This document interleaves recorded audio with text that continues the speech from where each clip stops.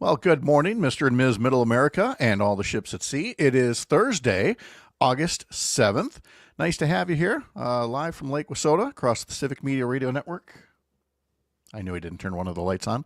All right, well, while I take care of literal housekeeping, tell you that coming up at 6:06 across the Civic Media Radio Network, we have this fine radio program that we're going to put on for you, and that includes we'll hear from Earl Ingram if you missed his appearance yesterday. Just a short clip of that talking about the anniversary of the Voting Rights Act. We have another guest, LuAnn Bird, who's going to talk about Congressman Bryan Steil's recent town hall and any goodwill he may have received for holding an in-person town hall should be tempered by some of the content of the town hall. It's been a weird. Yesterday was a weird day for Wisconsin Republicans. Three different stories that will explain what we're talking about, including Derrick Van Orden posting pictures of naked men. It's just weird. We're hoping to talk to Trygve Olson from the Lincoln Project. You normally hear him on Todd Alba's show. He is visiting family in Lithuania and will talk to us about his work around the world promoting democracy and now having to promote democracy, here at home. Sean Duffy, the Transportation Secretary, is loosening rules on drones. What could possibly go wrong? And we'll talk to Sean O'Malley and ask if the instability over President Trump's upgraded trade war overnight is going to do anything to alleviate concerns about possible stagflation. It will not. And we'll talk to Joe Zepecki, meteorologist Brittany Merlot, Parker Olson, and more, all coming up at 6:06 across the Civic Media Radio Network and right here. We'll see you soon.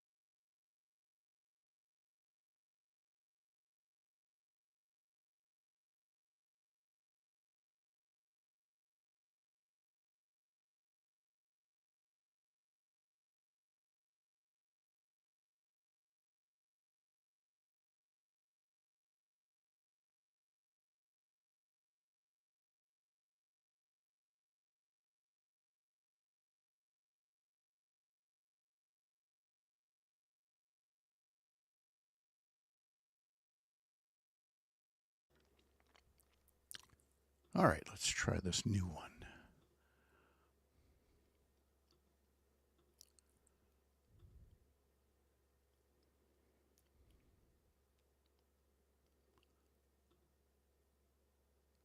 That's better. Yeah, I like that.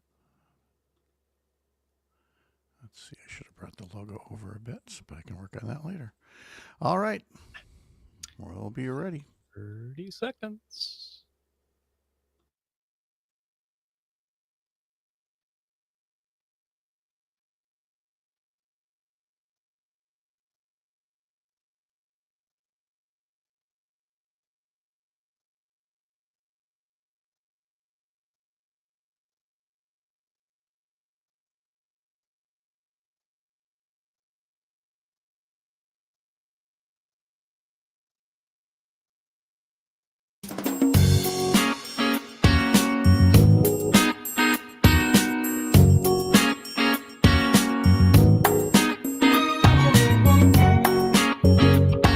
Live across Wisconsin on Civic Media, you're listening to Mornings with Pat Kreitlow, powered by Up North News.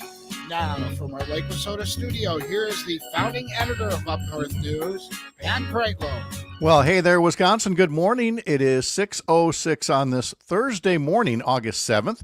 2025. It's another beautiful morning to have you here up north, live from Lake Wissota, from wherever you're spending your mornings, listening across the Civic Media Radio Network, catching us by podcast or even through the website, all the different ways you can listen in to the show or watch us. Thanks for starting your day right here. I have a question for you. Do you remember 1 year ago yesterday when Minnesota Governor Tim Walz was chosen as Kamala Harris's running mate? Yeah, it was only a year ago. Feels like forever ago. And remember how the thing that people liked about him was his being unafraid to call out Republican politicians for being so weird? Why'd the consultants take that away? It's not like the weirdness went away. I have not one, not two, but 3 stories just from yesterday involving Wisconsin Republicans and the ongoing weirdness. And we'll talk to Joe Zepecki about that a little bit later on this morning. Also on the show, we'll talk to guest LuAnn Bird about Congressman Bryan Steil and how he's been getting compliments for his recent in-person town hall. You know, the kind of thing Republican leaders have been discouraging, explicitly discouraging, because, you know, you don't want Americans complaining about the cuts that Republicans are making to essential programs. But Steil's getting complimented for his bravery. But as LuAnn Bird and I will discuss, the bravery only lasts as long as you're willing to be truthful to your audience. After that, it's just political theater. So we'll discuss that a little bit later on. Transportation Secretary Sean Duffy is loosening some rules on drones to allow more of them to fly beyond the operator's line of sight. That might be good for delivering Amazon packages and Starbucks coffee, but what about, safety? We'll discuss that. We'll hear back from our conversation yesterday with Earl Ingram, a little piece of it, reacting to yesterday's 60th anniversary of the Voting Rights Act, being marked under conditions few people thought could return 60 years after its passage.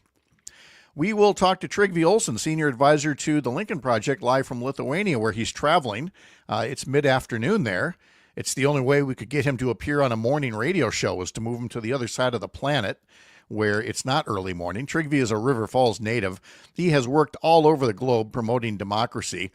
Now he spends much of his time helping defend democracy in the United States of America, of all places. And we'll catch up with Sean O'Malley and talk about your money and the markets and ask if instability over the overnight developments in President Trump's trade war are doing anything to alleviate concerns about possible stagflation. Spoiler alert, they are not. But we'll talk more with Sean about that coming up in just a bit. Along the way, we'd be happy to have you join us in the comment sections of Facebook or YouTube. You can also use the Civic Media app and reach out to us as well. Just go to one of the stations where you can hear this fine program and use the text section.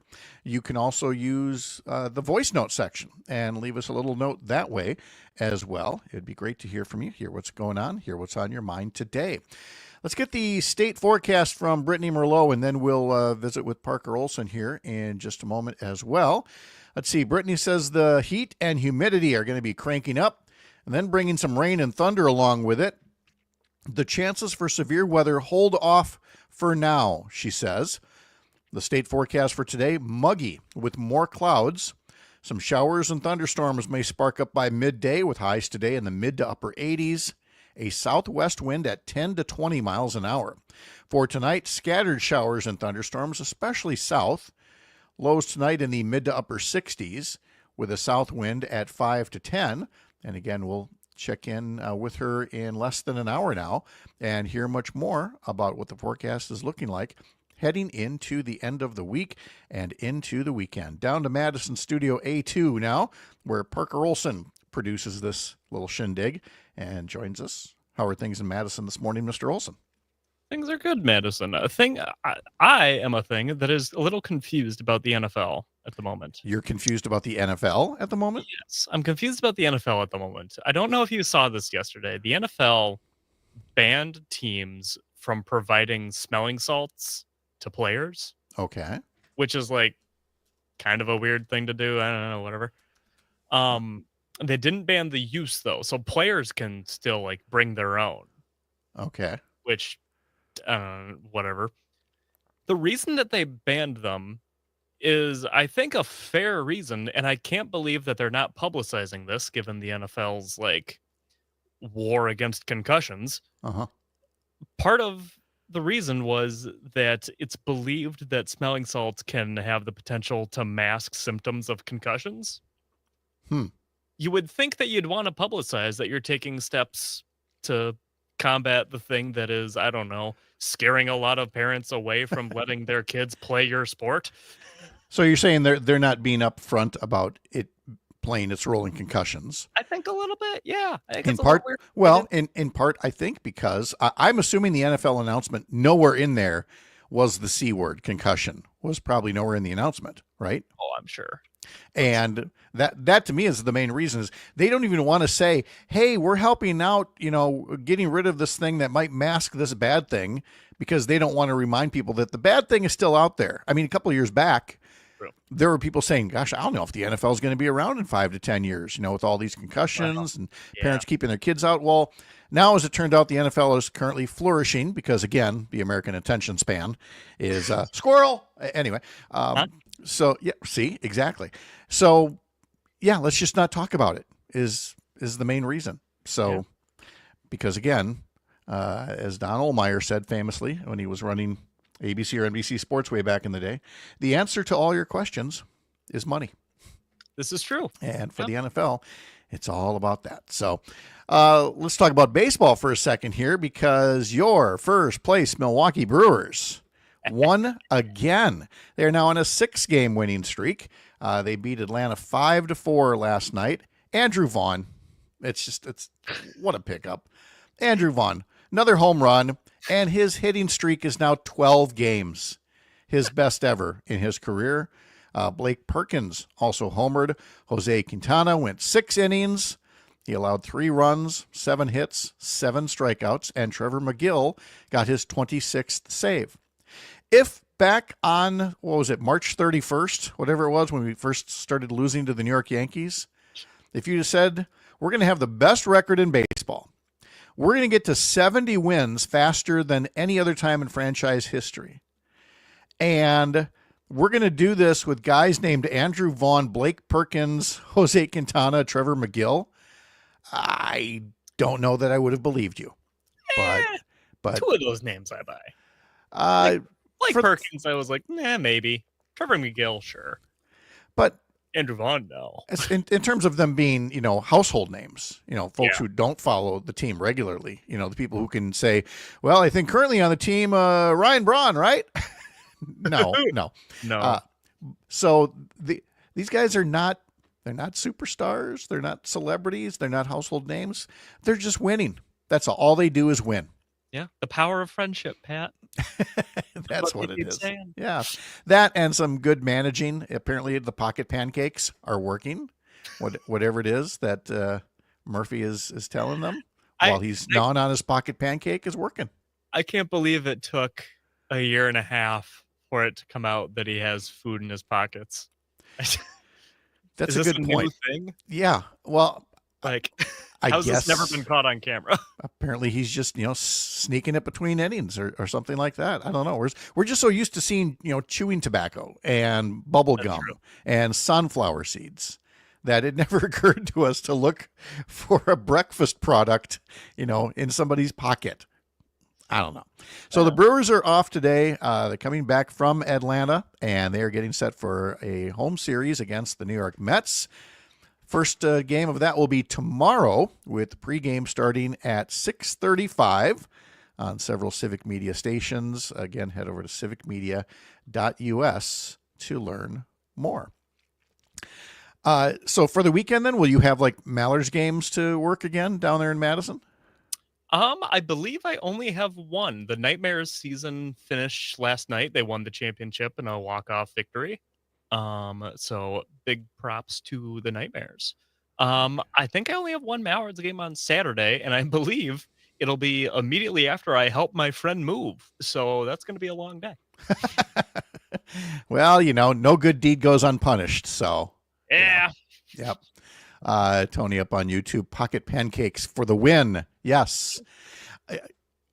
Here's the thing about media. There's so much media out there now. I'm surprised it hasn't happened yet, but you will see like a cooking segment on the Today Show or something all about food you can make ahead of time and keep in your pocket.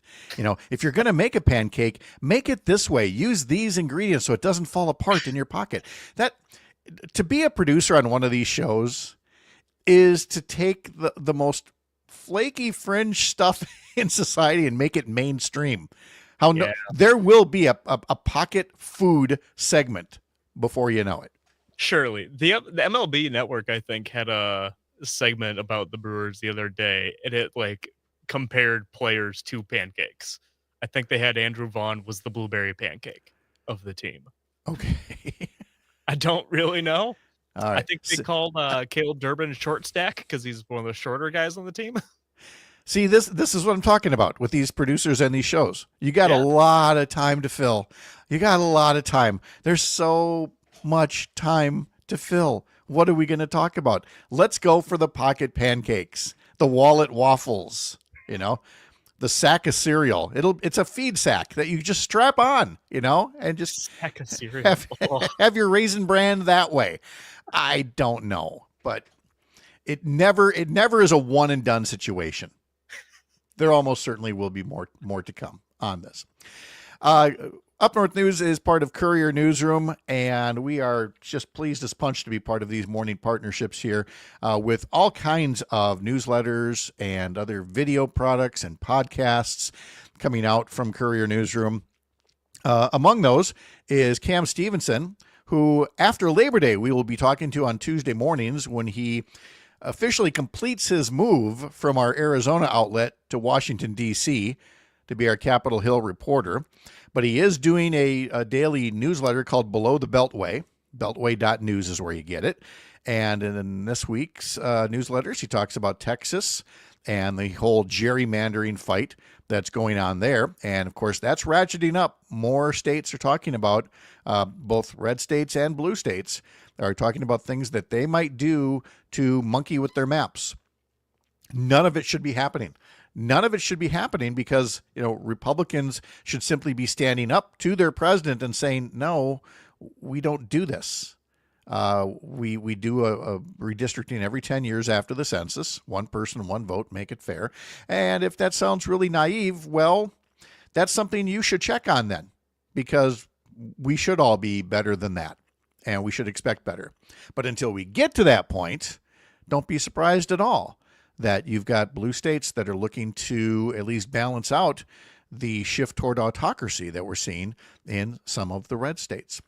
All right, we're going to talk about the change in rules that will allow drones to fly farther and farther away from the operators. What could possibly go wrong?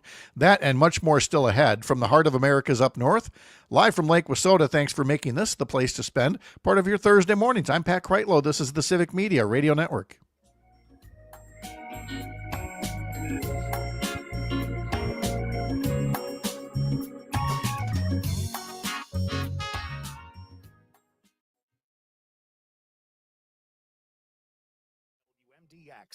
Buying a home is a lot like eating pistachios. Some deals pop right open, some take a little effort, and some make you want to grab a hammer. That's why you need Aaron Weber Group. We do the heavy lifting so you don't break a nail or your sanity trying to crack into the housing market. We've got the perfect place where you can eat pistachios in every room. So don't shell out your life savings on a bad deal. Call Aaron Weber Group, powered by Compass. All right, today. let's We'll get you a home that's let us shake things up a little bit here, shall we? Because Let's shake, baby. I did not mention Sharita in the tease, and I did not mention Sharita in the throw to break. And since Earl's tape is only what, $140, something like that. Yeah. So let's put them both there, and we'll start the 635 cold with the Sharita tape, and I will tease it heading into this break. And so I'll just prattle on about other news between now and then. Okay, push her to 35. Yep. Okay. And then we'll just start it cold in that break. So, all right. I got to go find my drone stuff. It's probably in the sky, Pat. 608-287-3235 or visit giveshelter.org/wildlife for what to do next. Let's go! You're still glowing, flirting, grooving.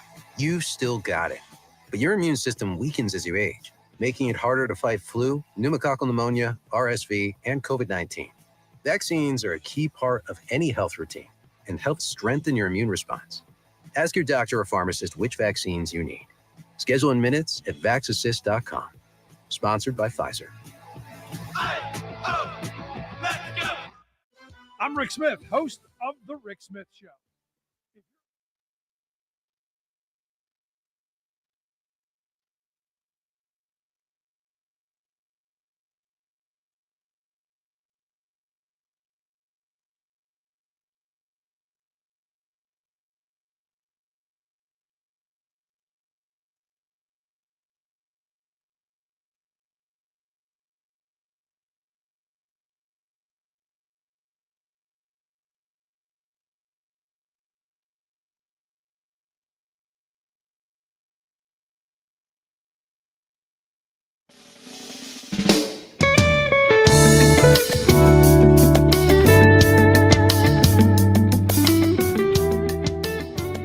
It is 6:22 now on this Thursday morning, back here on Lake Wissota and Parker Olson down in Madison.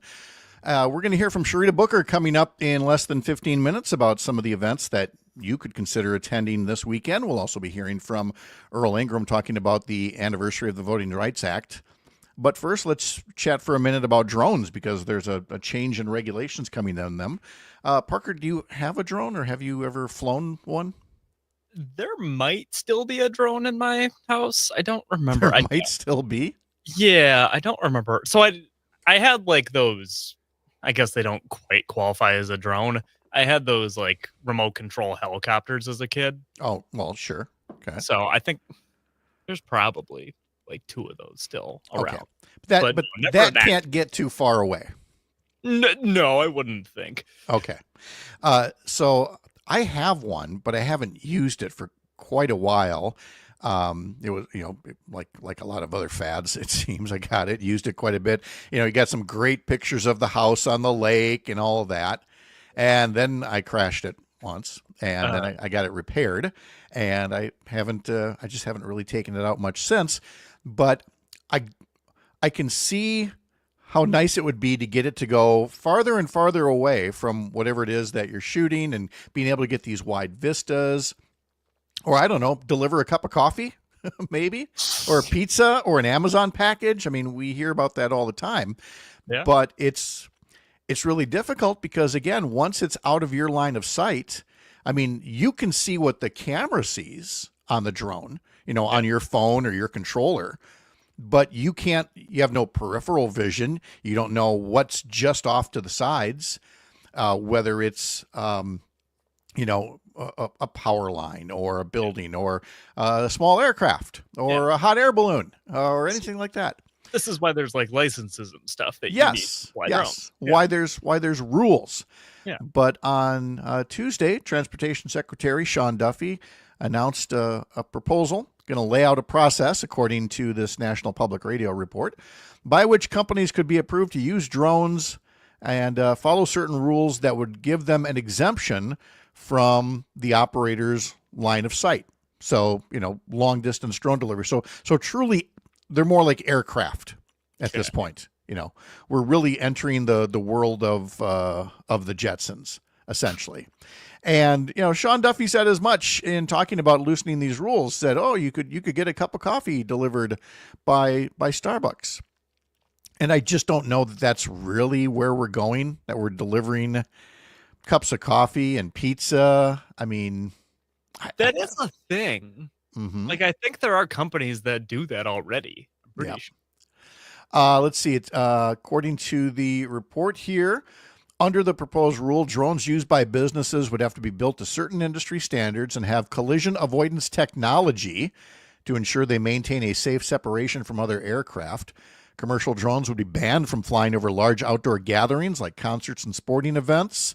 Asked whether the skies are already too crowded, an FAA administrator said it was an example of why the proposal is necessary, because he said, you got a little bit of the Wild West out there right now, so regulating to a common standard, making sure the vehicles comply with our regulations, and then surveilling is a much better place than where we are today.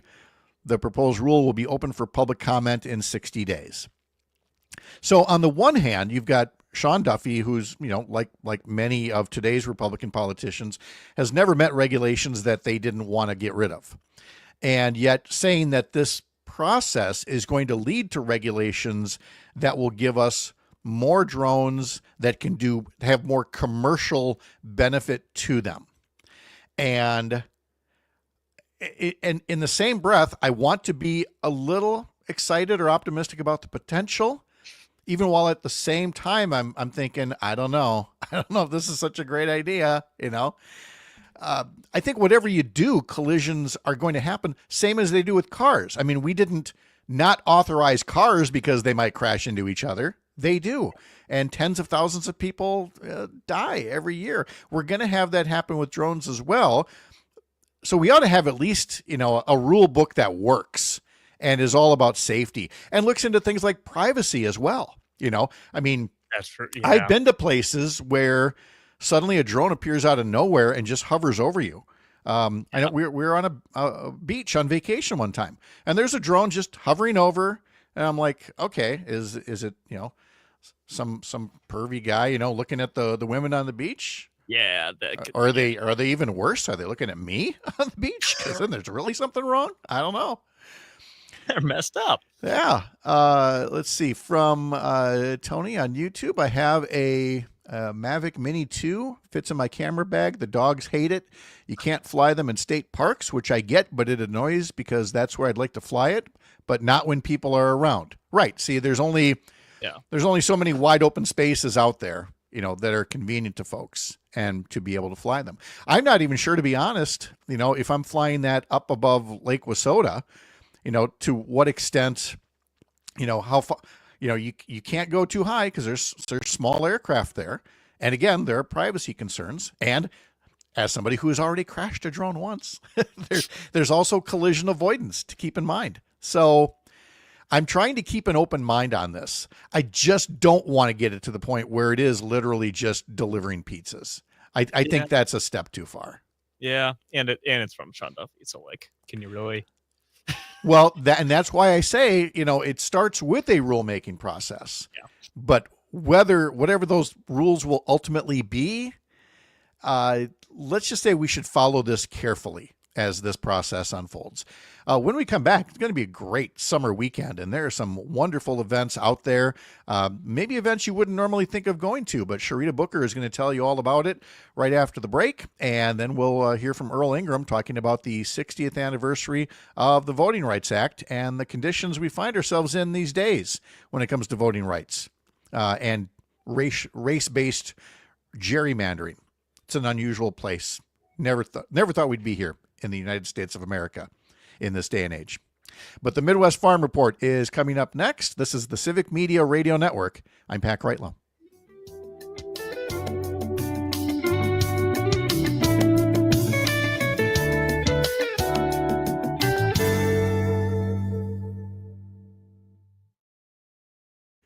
All right, so should we just tape right out of the break, and then I'll introduce Earl.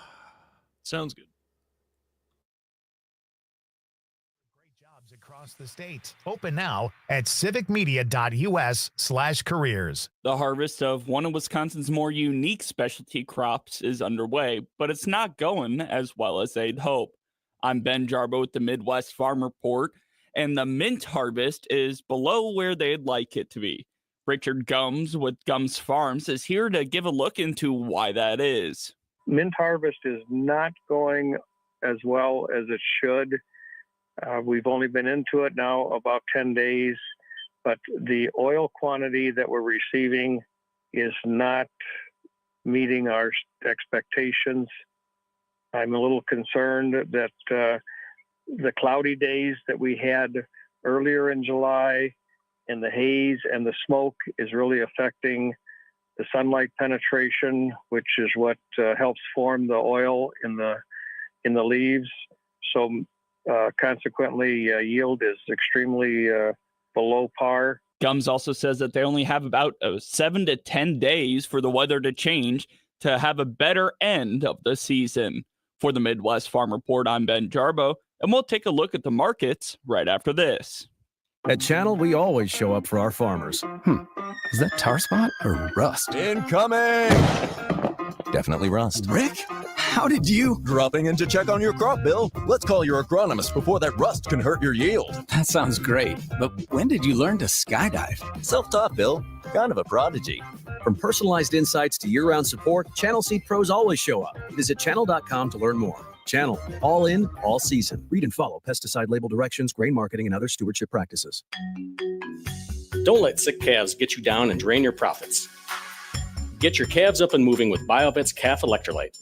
Our Baselite product contains balanced electrolytes for restoring and maintaining proper fluid levels in scouring calves. Baselite also provides additional energy to support recovery. It's easy to mix, and calves are easy to drink it down to the last drop. Learn more about Baselite at bio-vet.com. Innovation, that's BioVet. Welcome back. I'm Ben Jarbo with the Midwest Farm Report. Now let's take a look at how the markets are moving. Cash corn is up 1.5 cents at $3.81 1/4, with new crop corn up 2.25 cents at $4.03 1/2. Cash soybeans are down 3/4 penny at $9.64 3/4, with new crop soybeans down 1/4 penny at $9.84 1/4. September wheat contracts are moving 2.25 cents higher, $5.10 3/4. Looking at Class 3 milk, September contracts are up 8 cents at $18.51 hundredweight, and October contracts are up 9 cents at $18.54 hundredweight. Yesterday, 40-pound blocks of cheese closed down 1/4 penny at $1.80, and butter closed down a penny at $2.43. From the Midwest Farm Report, I'm Ben Jarbo. Join the family. Civic Media has a number of great jobs across the state. Open now at civicmedia.us/careers. With your forecast, I'm Corey Hartman. For today, slight chance of a thunderstorm, otherwise partly sunny and 86. Showers and storms possible tonight, a low around 69. Slight chance of a storm Friday, otherwise sunny, warm, and humid. Highs in the low 90s, and the heat index will push into the upper 90s. It's 67 right now. My name is DeMar Hamlin. I play for the Buffalo Bills, and I play safety. CPR saved my life. I've teamed up with the American Heart Association as a national ambassador to help create a nation of lifesavers, turning bystanders into lifesavers through CPR education and access to AEDs. Nearly 3 out of 4 cardiac arrests that don't happen in hospitals happen in homes. Join me to ensure everyone has the chance to live longer, healthier lives. Visit heart.org/nation. Nightlight with Pete Schwaba. Actor Neil McDonough. If you saw his face or if you Google him right now, you'll recognize him. He refuses to kiss another woman on camera. On the one hand, I applaud him for not kissing anyone other than his wife, but she says I don't have a problem with him if he wanted to kiss another woman. As someone who's done it, it doesn't really feel like cheating because there's people.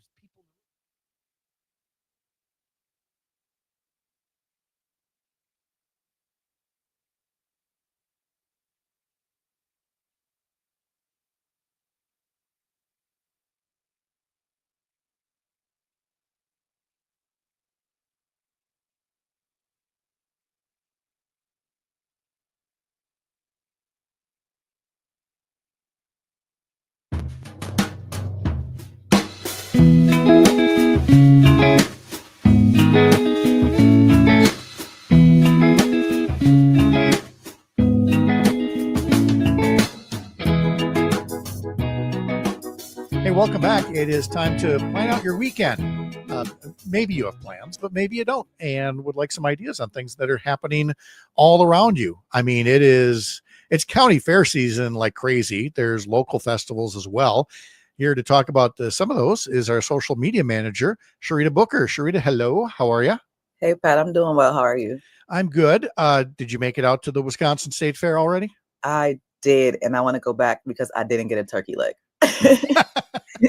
What did you try? What did you like or not like there?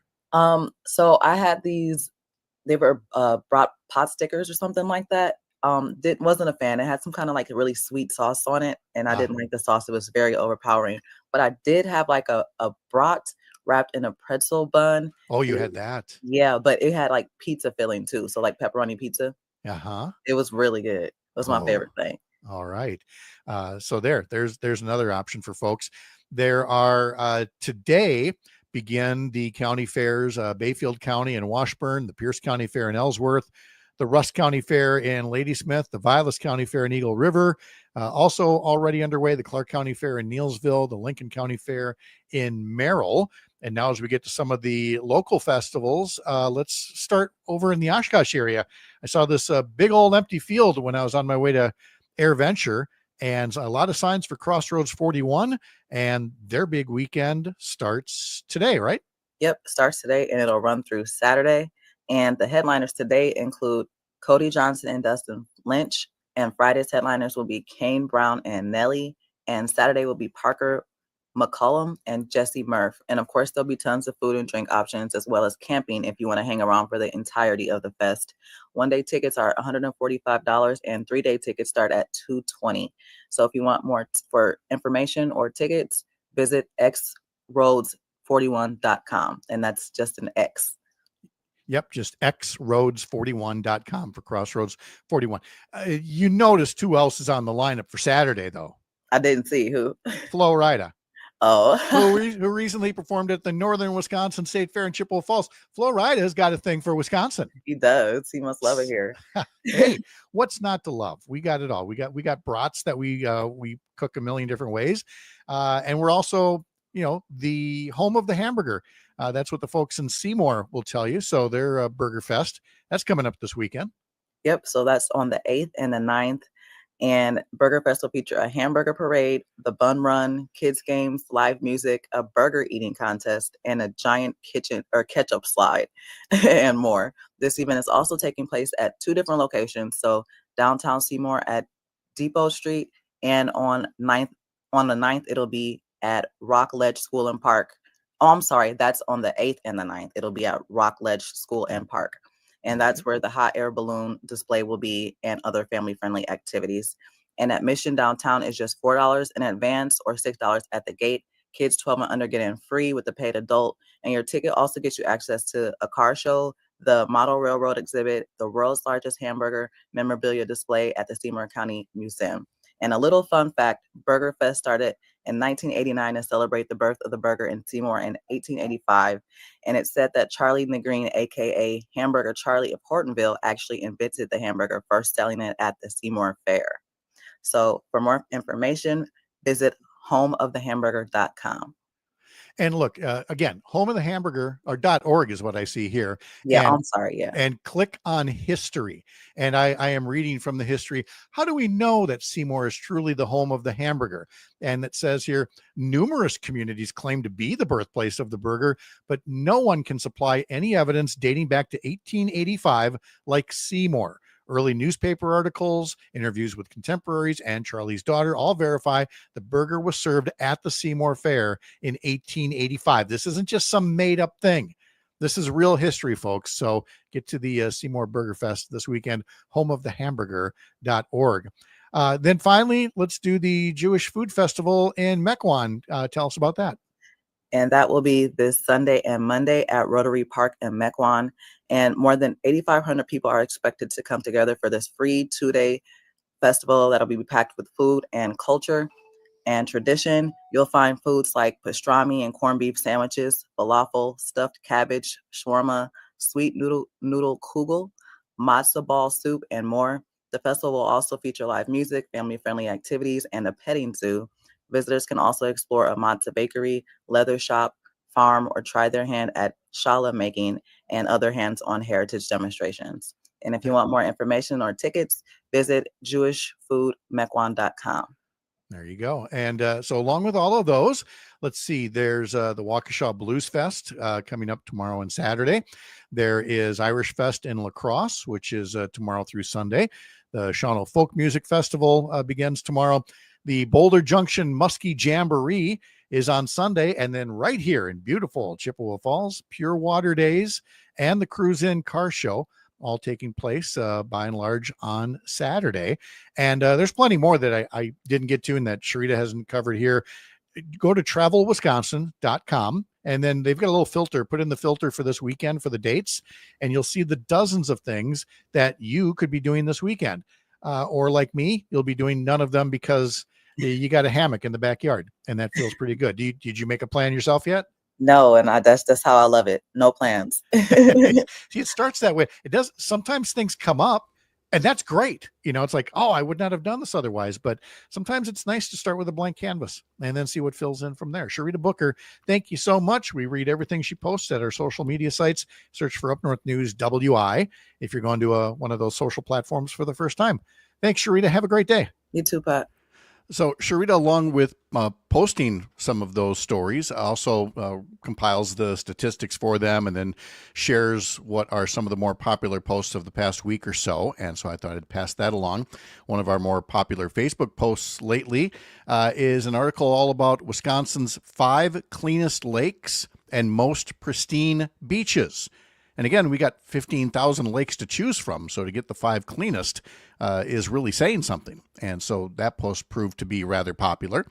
We also had a popular post on Wisconsin seeing its first confirmed case of West Nile virus in 2025. And to do what you can to avoid those mosquitoes, long sleeves, insect repellent, things like that. There was kind of a lighthearted post on Instagram from video that came out of Marathon County, people who have occasionally protested at Congressman Tom Tiffany's Wausau office. And gosh, so coincidentally, every time there are people protesting outside Tom Tiffany's office, the sprinklers turn on and get the protesters wet. And at a recent protest, they decided to be, forewarned is forearmed. Sure enough, the sprinklers turned on, and they were ready. They were in swimsuits, umbrellas, life jackets, dancing around, carrying signs, and that turned out to be a popular post of making light of what was otherwise, a jerk move by some political staffer someplace. And then finally, there's a popular post on Facebook about wildfire season. This isn't about the Republicans blaming Canada, which is a silly thing that we're going to get into later on, because another sternly worded letter is being sent by a Wisconsin Republican to Canada telling them to, do something about all their wildfire smoke. Insert eye roll here. No, this post is about the DNR crews from Wisconsin who are going to help out in northern Manitoba as well as out west in Oregon and California to help with fires there, and the skills that they then bring back to Wisconsin for managing, fires and emergencies that could happen here at some point in the future. So all of that, all of those are among our most popular posts, again, on Instagram, Facebook, TikTok, what used to be Twitter, and more. If you missed it yesterday, we visited in our 8 o'clock hour with Earl Ingram of the What's Going On with Earl Ingram podcast, which you really ought to check out. Go over to civicmedia.us to learn more. And I also, in our conversation, noted that yesterday marked the 60th anniversary of the Voting Rights Act. Now, I'm 61 years old. Earl's 71 years old. And so for him, looking back 60 years at how far things had come and how far things have regressed, truly made an impression on him. Here's his response to my question about the Voting Rights Act. Pat, it is more than frustrating as I watch the clocks being turned back on the games that took place during the time that I was a young boy. And it always takes me back to my dad, who had to live through a time that inequality, was the order of the day for the majority of his life. And I, as a very young man, watching Dr. Martin Luther King and the civil rights struggle and the fight that took place to make it possible for a young boy like me to be able to get an education in a system that was different than what my parents and my grandparents had to go through. It's really disheartening as now you see your great grandchildren looking at the same kind of reality that your father and your grandparents looked to. And I think that the part of this that is so heart-wrenching is that who's left to fight for my grandchildren and great-grandchildren is the battle that was waged in the 1960s for equality and those kinds of things. There were great people who came together, black and white, who fought for justice. And I just don't see that on the horizon with the future generations to take this battle on. So it's more than frustrating, it's heartbreaking. And Earl visits with us Wednesday mornings in our 8 a.m. hour here on these mornings, powered by Up North News on the Civic Media Radio Network. Along those lines, again, you hear me talk about headlines a lot, and I especially pick on the New York Times, but it's everywhere. They're just one of the more better-known newspapers, and so I would expect better. But here on the front page this morning, it says, Trump's redistricting campaign tests his power in the states.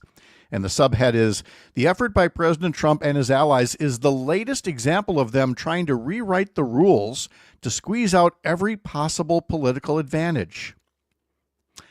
And that, again, is an example of sane washing.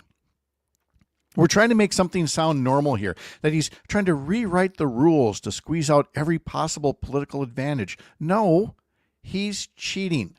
He's cheating and doing it in one of the most racist manners we've seen since prior to the Voting Rights Act passing, in taking states like Texas. And we've seen this in Louisiana and Alabama and other states as well. And we have certainly seen it in the way that Wisconsin legislators treat the city of Milwaukee, and in looking for ways to diminish representation among people who tend to vote Democratic.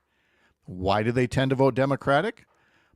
Look at what they're trying to do right now to prevent them from voting for the Democratic candidates they want.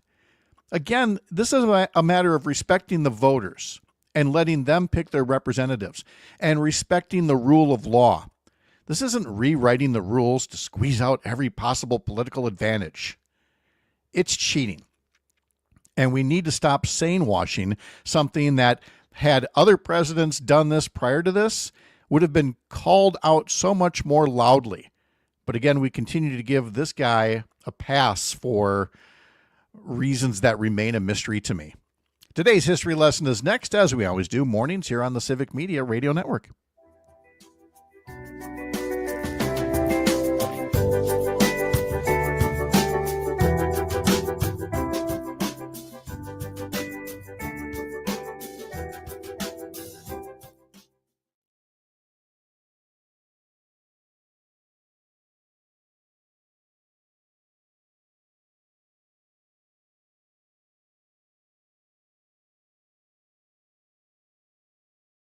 At 5:30. It's just Merle and a girl, and Thursdays on the patio feature singer-songwriter Shelley Faith. Well, hey, bartender, won't you pour me a... Music starts at 5:30. It's live music on the patio at the Lazy Oaf Lounge every Tuesday and Thursday. The Lazy Oaf Lounge, 1617 North Stoughton Road in Madison. Find specials, menus, and more at lazyoaflounge.com. Experience northern Wisconsin this season and book your vacation at Lena's Northern Pines Resort on beautiful Butternut Lake in Butternut, Wisconsin. This quaint resort has it all. A full-service resort and restaurant, open year-round for all your seasons, from ATVing to snowmobiling, grouse hunting, deer hunting, and even ice fishing. Or just come to relax with the whole family. And there's also an event space for that perfect occasion that you might be celebrating. Butternut Lake is a 1,000 plus acre Class A musky lake, along with walleye, crappie, perch, and panfish that the kids love to catch. It's perfect for escaping the hustle and bustle of the city. Check your next adventure out today. Go to northernpines.net, www.northernpines.net.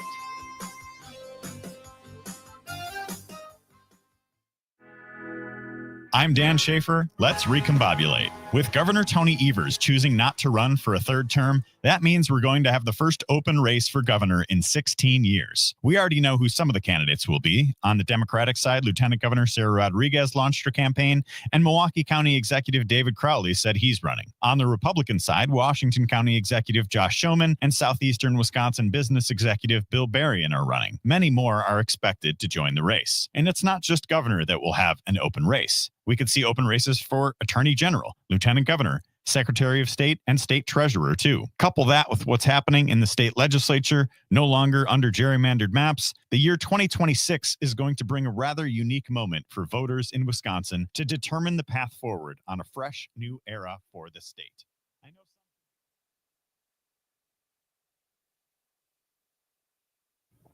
Tony, it's okay. We're still here. Secret show. Well, kind of, I'm able to drink more coffee this way. I'm able to drink my water. It's very important.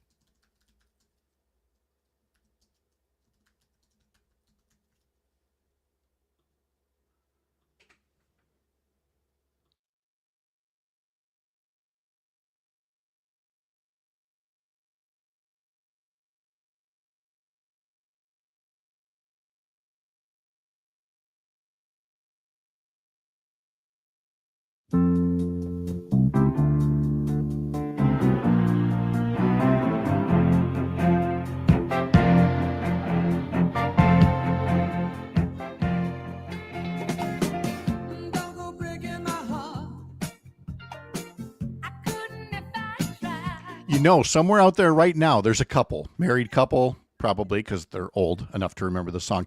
They were just singing that to each other right now. They're just kind of lip syncing along, having fun. And then we go on and ruin it by talking over it. Welcome to today's history lesson for this August 7th. That was Elton John and Kiki D. The number one song this week in 1976. It would be number one for 4 weeks, but it would stick around like a permanent earworm for the rest of the 70s and beyond. And why wouldn't it? Listen to it. It's a happy tune. On this day in 1782, General George Washington ordered the creation of the Badge of Military Merit to honor soldiers who were wounded in battle. It was later renamed to the more poetic Purple Heart, making this National Purple Heart Day. The number one song this week in 1965 was by Herman's Hermits. Verse, same as the first. I'm Henry the Eighth, I am. Henry the Eighth, I am. I got married to the widow next door. She's been married 7 times before. So here's my next question for young Mr. Olson here. Yeah, so you'd get these novelty songs every so often when I was growing up. Sure. What recently would count as novelty songs? That are not like anything else you'd hear on the radio, and they're meant to be intentionally funny. Yeah. This is a bit niche, but I like Irish music. And there is a band called Gaelic Storm. They have a song called The Night I Punched Russell Crowe in the Head. Okay. Did not see that coming. Did not. Yeah, hear I it. don't know if it's a true allegedly it's true, perhaps. Okay. I'm not sure. But Okay. I guess that's in the right vein. Yeah, if there's anything else that counts, somewhat recently as a novelty song, I'd love to hear about it. I just don't know. Maybe that's just not a thing anymore. Which sucks because I like funny music. Yeah. It's going to take forever to listen to this particular podcast. It's called A History of Rock and Roll in 500 Songs by Andrew Hickey. And I don't know where he's up to right now. I'm only up to episode number 30 in all these songs about early, and it's not even early rock and roll. This predates rock and roll. And a common theme in those early years is that you would have songs that were written, performed, produced, and sold by black artists. But then record companies would take advantage of very lax copyright laws and have, white artists remake them, and they would go even higher. So here's the original version of Shaboom by the Chords from 1954. If only all my precious plans would come true. If you would let me spend my whole life loving you, life would be a dream. But of course, as often happens, it only got as high as number 9 on the charts, but it was on this day in 1954 that the number 1 song was the White Guy cover by the Crew Cuts. Shaboom, shaboom. Shaboom, shaboom. Yeah, that's the White Guy. I never feel whiter than when I'm hearing these comparisons, honestly, happy, I was going to say happy birthday. No, BJ Thomas is not with us anymore. He passed away back in 2021, but this is the anniversary of the birth of BJ Thomas in 1942. Raindrops are falling on my head, and just like the guy whose feet are too big for his bed, nothing seems to fit. Happy birthday to actress Charlize Theron. She is 50 years old today. The number 1 song this week in 1971 was by the Bee Gees. How can you mend the broken hearts? How can you stop the Doing so rain cheery right now. Well, that's the thing about the Bee Gees is pre-disco. And, more and more folks don't know this. There was the Bee Gees were quite popular pre-disco, but they were for these kind of slower, schmaltzy types of things like this. And then disco came along and they had a whole new career. Happy birthday to Bruce Dickinson. We'll explain which one. He is 67 years old today. Now I am cold, but a ghost lives in my veins. Yeah, that's the Bruce Dickinson we're talking about, lead vocalist for Iron Maiden. Not the Bruce Dickinson from the SNL Cowbell sketch portrayed by Christopher Walken. And not Bruce Dickinson, who was an actual record manager who was mistakenly given credit by the writers at Saturday Night Live for producing Don't Fear the Reaper by Blue Oyster Cult. Here's the story behind that, according to Wikipedia, so it must be true. Yeah. The original song by Blue Oyster Cult was originally produced by David Lucas. He's the one who discovered Blue Oyster Cult and signed them to the label. There was a Bruce Dickinson producer at Columbia Records, but he was only some mid-level manager. His name appears on the Greatest Hits compilation under the title Reissue Producer.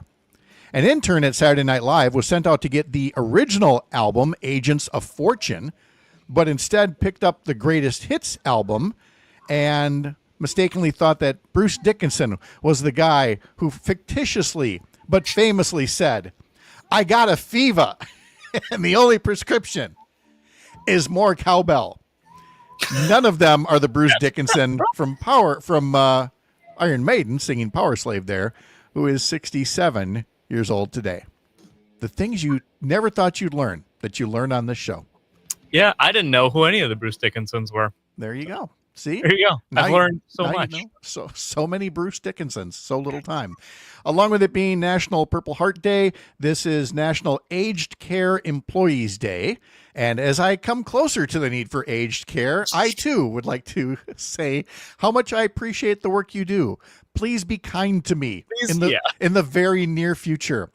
And as I often say on days like this, IPA Day, for folks that have never had an IPA, the proper way to drink it is to open it and pour it directly down the drain. And here's where I get all the hate messages again. I know. If you like it, you like it. I don't like it. More after the 7 o'clock news on these mornings, powered by Up North News on the Civic Media Radio Network.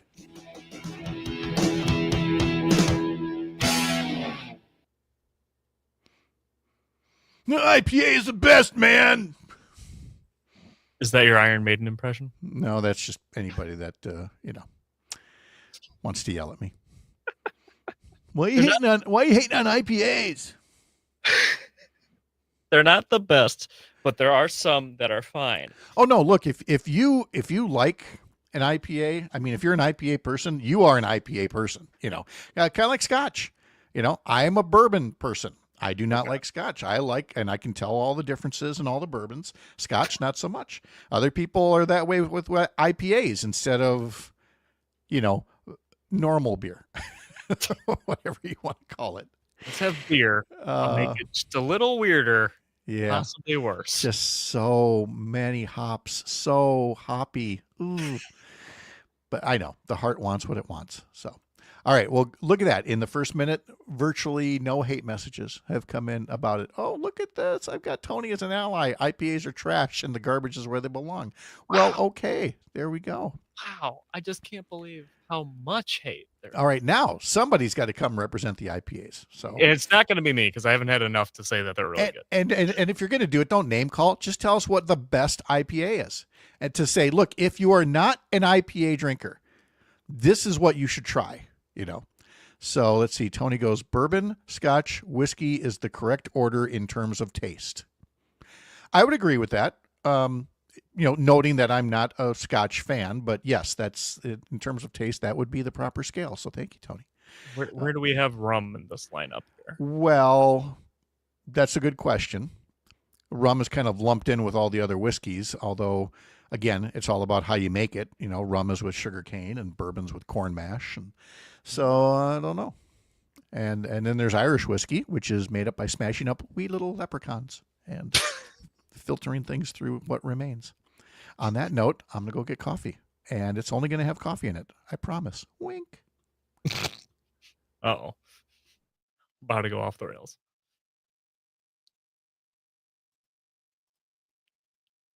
See, Tony, we're back. Secret show. On 6 townhomes. They're all more than 2,000 square feet, have 3 bedrooms, and will always be rented to people with lower incomes, anywhere from $54,000 to $78,000, depending on the size of the family. Mayor Satya Rhodes Conway. We want to encourage more of what we describe as this missing middle housing, which is just a fancy way of saying that we wanted to prove that you could build townhomes in a neighborhood like this, but that they would look good and that people would want to live in them and they would fit right in with the neighborhood. The first tenants are moving in soon. A new development could be coming to the old Oscar Mayer property. The State Journal reports a company called the Annex Group wants to build an apartment building with retail space on a portion of that huge parking lot. All of the nearly 250 units would be considered income restricted. I'm Savannah Tomei Olson, 92.7 WMDX News.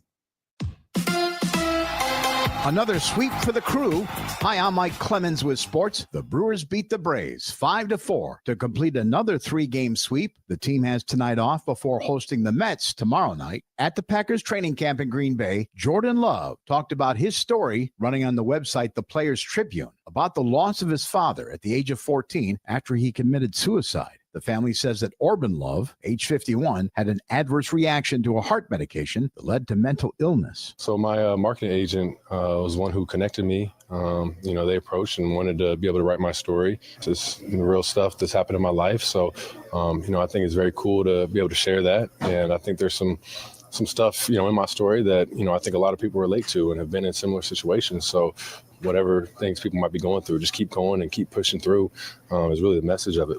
I appreciate them for giving me that opportunity. That's Packers quarterback Jordan Love with Sports on Mike Clemens. As Wisconsin is saying the word bag instead of bag. This is the Civic Media Radio Network. With your forecast, I'm Corey Hartman. For today, slight chance of a thunderstorm, otherwise partly sunny and 86. Showers and storms possible tonight, a low around 69. Slight chance of a storm Friday, otherwise sunny, warm, and humid. Highs in the low 90s, and the heat index will push into the upper 90s. It's 67 right now. Where working people come to talk. It's the Rick Smith Show, weeknights at 9 on the Civic Media Radio Network. Join me for an honest approach to the issues American working families care about. No talking points, no focus groups. Get ready for a heavy dose of democracy, fairness, grit, and no apologies. It's current affairs from a working class labor perspective. Facts are center, science is real, and everyone gets a seat at the table. The Rick Smith Show, weeknights at 9 on the Civic Media Radio Network. The Todd Albaugh Show. NFL Hall of Famer, college football.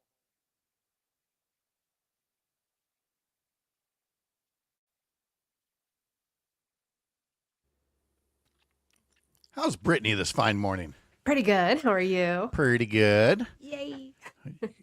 You make a big plan for this weekend? Not yet. Okay. Probably go to Lake Superior, to be honest. Hey, nothing wrong with that. That sounds nice. Yeah.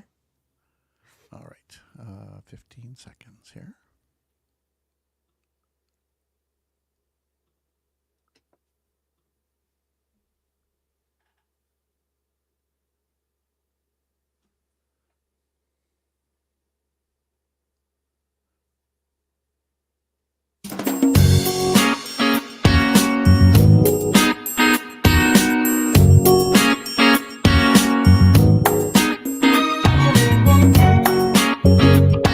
Live across Wisconsin on Civic Media, you're listening to Mornings with Pat Kreitlow, powered by Up North News. Now, from our Lake Wissota studio, here is the founding editor of Up North News, Pat Kreitlow. Hey, good morning to you. It is 7:06. It is nice to have you along on this Thursday morning. It's August 7th. Parker Olson is our producer down in Madison Studio A2. Meteorologist Brittany Merlot will be along in mere seconds. Coming up this hour, we will be talking to LuAnn Bird about the recent town hall held by Congressman Bryan Steil in the southeastern part of the state. And it's one thing to give a member of Congress credit for holding an in-person town hall. It'd be another if the content were a little more, say, on the up and up. And LuAnn Bird is going to talk to us about that.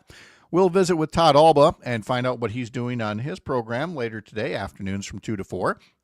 You normally hear him on Wednesdays along with Trygve Olson from the Lincoln Project. Well, Trygve is going to be joining us here this morning. He's actually in Lithuania, where his wife is from, so he's visiting family out there, and is going to talk about his work promoting democracy around the world, helping countries that are new to democracy get a feel for the systems, the norms, the safeguards, and now some of those same lessons have to be taught here at home.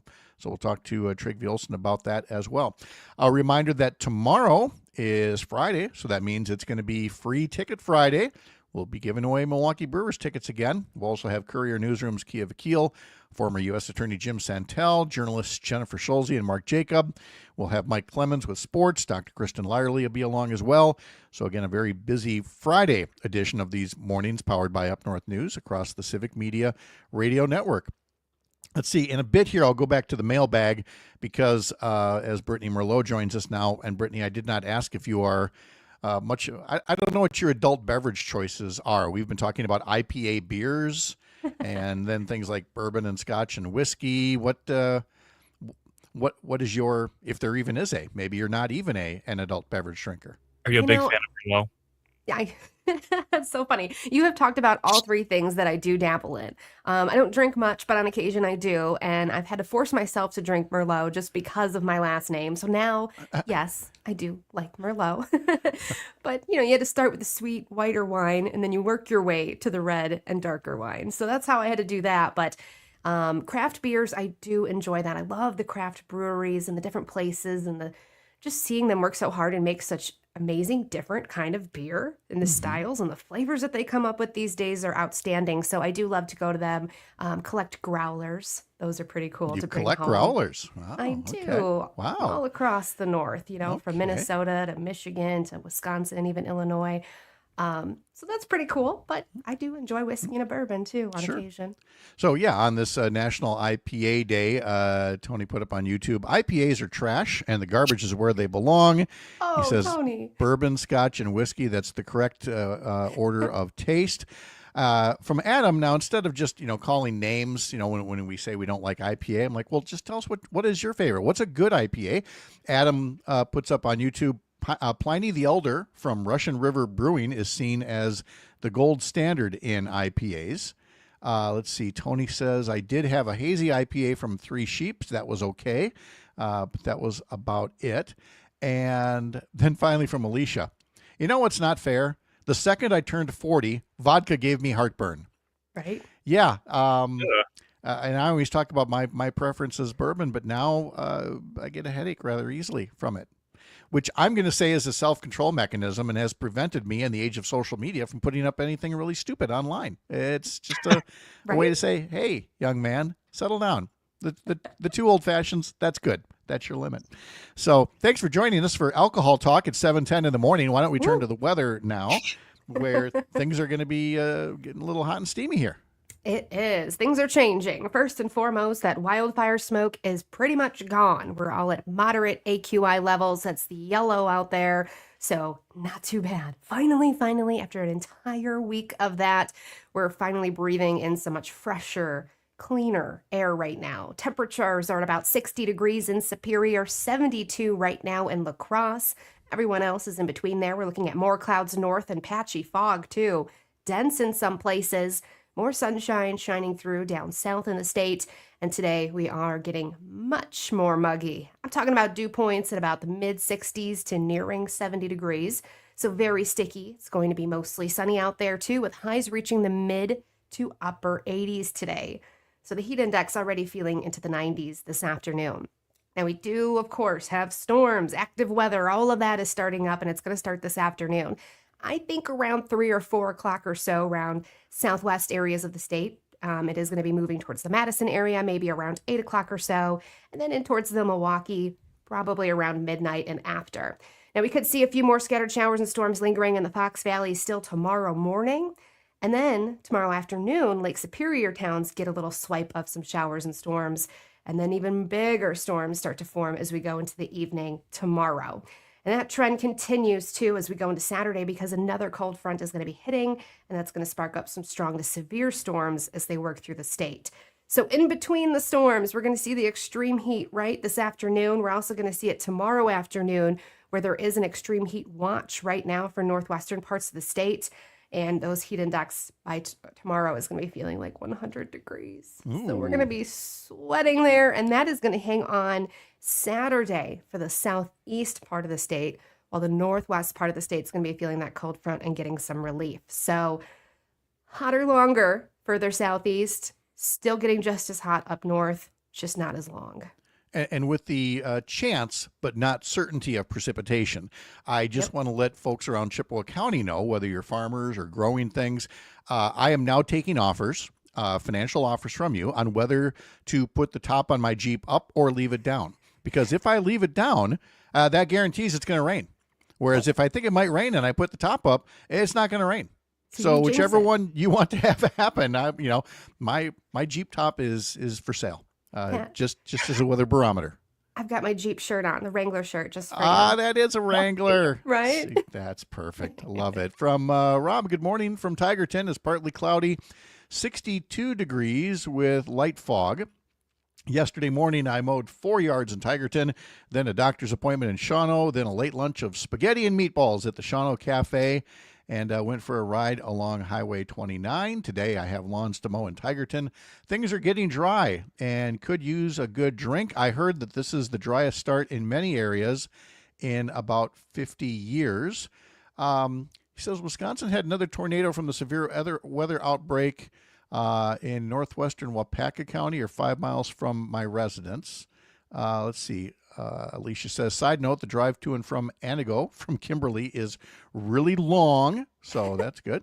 Let's see. Rob says, I like Brittany's shirt with the Jeep, what I pulled with my lawnmower tractor earlier this summer for Todd, my mechanic. So there you go. Back to the IPAs. Adam says, speaking of IPAs, it is the Great Taste of the Midwest this Saturday in Madison, which is the largest outdoor beer festival in the U.S. So cheers. All right, that sounds great. And let's see, we talked about novelty songs during today's history lesson as well. And a listener in the Chippewa Valley puts on the text line, if you're looking for more recent novelty songs, there's an artist from Australia named Tom Cardy, whose entire catalog of songs was meant to be funny. And from Jim in Brookfield, Pat, you made my day. From now on, whenever I have a fever for more cowbells, I will know the correct Bruce Dickinson direction to channel my fever for more cowbell. So I'm glad we've schooled everybody in all the various Bruce Dickinsons out there in the world. And who knew? Who knew there were so many? Who knew there were so many, and that we've been giving credit to the wrong one all this time. And it's not even the lead singer for Iron Maiden. And if you missed all this in today's history lesson, may I again suggest, first off, getting up earlier so you can join us for the history lesson every morning at 6:50. And here's one more from Stephen Milwaukee. Bell's Two-Hearted Ale. Must be another IPA to recommend as well. Or, again, you can subscribe to the show as a podcast. Head over to Spotify or Apple, and that way you can listen back. And as you listen back, you can then send notes correcting us whenever we get something wrong. That never happens here, does it? No. Brittany, thank you so much. We'll talk to you in our next hour. Sounds good. Keep in mind that the other way you can follow what we're doing here is to get our newsletter. Head over to upnorthnewswi.com and click on subscribe up in the top banner. There's also our new Sunday morning newsletter, given the original name Sunday Mornings with Pat Kreitlow, where we talk about Wisconsin politics. I've started trying to outline what's going to be in this weekend's newsletter about Wisconsin politics. And it is not easy. And we're going to be talking to Joe Zepecki in our next hour about this week's Wisconsin political headlines. And it's not going to be easy. I sent him 3 different stories that came in late yesterday. And when I got done looking at these 3 stories, I posted them to social media with this comment that I am almost literally begging some Republican politician to talk about something of substance rather than the carousel of what we're dealing with here. That would include Congressman Derrick Van Orden. The headline from Anna Kleiber's story in the Milwaukee Journal-Sentinel: Derrick Van Orden escalates Mark Pocan feud by posting a photo of a naked man in a ski mask with a sex toy.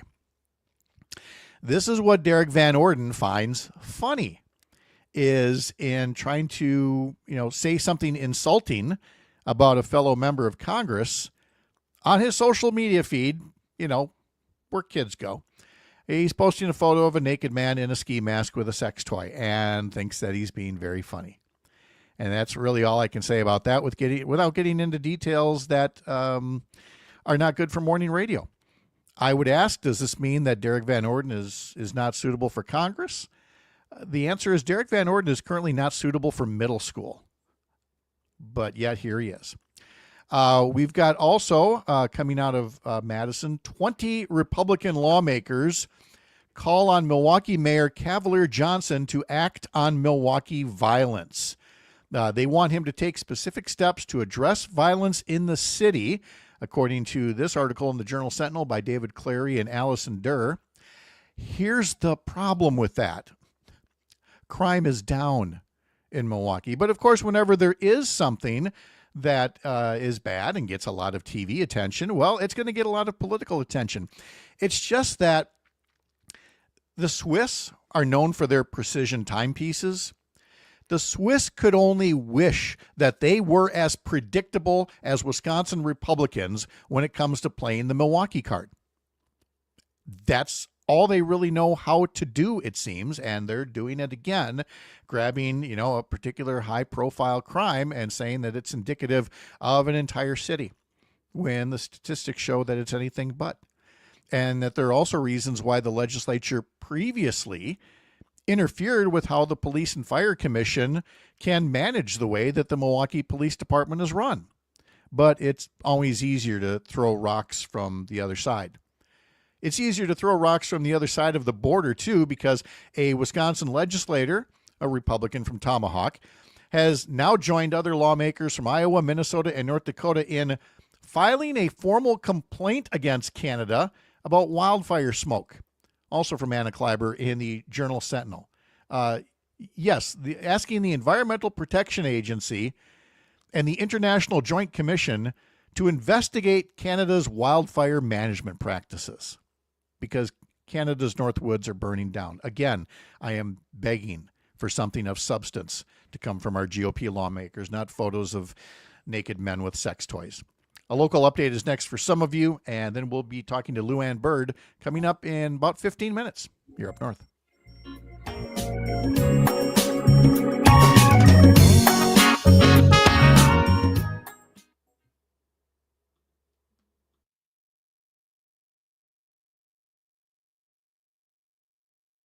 Sugar River Pizza, with 3 awesome locations in Sun Prairie, Verona, and New Glarus. Grab a seat on the gorgeous patio and enjoy the breathtaking view. Catch live music every Thursday evening at their Sun Prairie location and sip from 48 beers on tap or a glass of your favorite wine. Craving something amazing? The pizza and pasta are melt in your mouth delicious. And yes, they cater. Make it a summer to savor, only at Sugar River Pizza. SugarRiverPizza.com. Shop Verlo Mattresses Mega Mattress Sale. Get additional savings on top of our factory direct pricing. That's double the savings on your new mattress. Plus, save even more when you upgrade to an adjustable base. At Verlo, all of our mattresses are locally crafted and backed by our lifetime comfort guarantee. So hurry in and get savings on top of savings during Verlo's Mega Mattress Sale. Wake up. Sleep better. Verlo. It's the Eco Minute, powered by Clean Wisconsin, your environmental voice since 1970. I'm Amy Barrio. A legal challenge against the Line 5 oil pipeline is set to begin August 12th in Ashland. Canadian oil giant Enbridge wants to trench and blast across northern Wisconsin to make way for a new 41-mile section of the pipeline. Environmental groups and the Bad River Band of Lake Superior Chippewa are challenging permits and other approvals for the project issued by the DNR. Environmental groups across Wisconsin are calling on the state's congressional representatives not to support a bill that would weaken the Clean Water Act. The so-called Permit Act would, among other harms, allow polluters to release PFAS forever chemicals into waterways without telling state officials, allow massive amounts of pesticides to be released.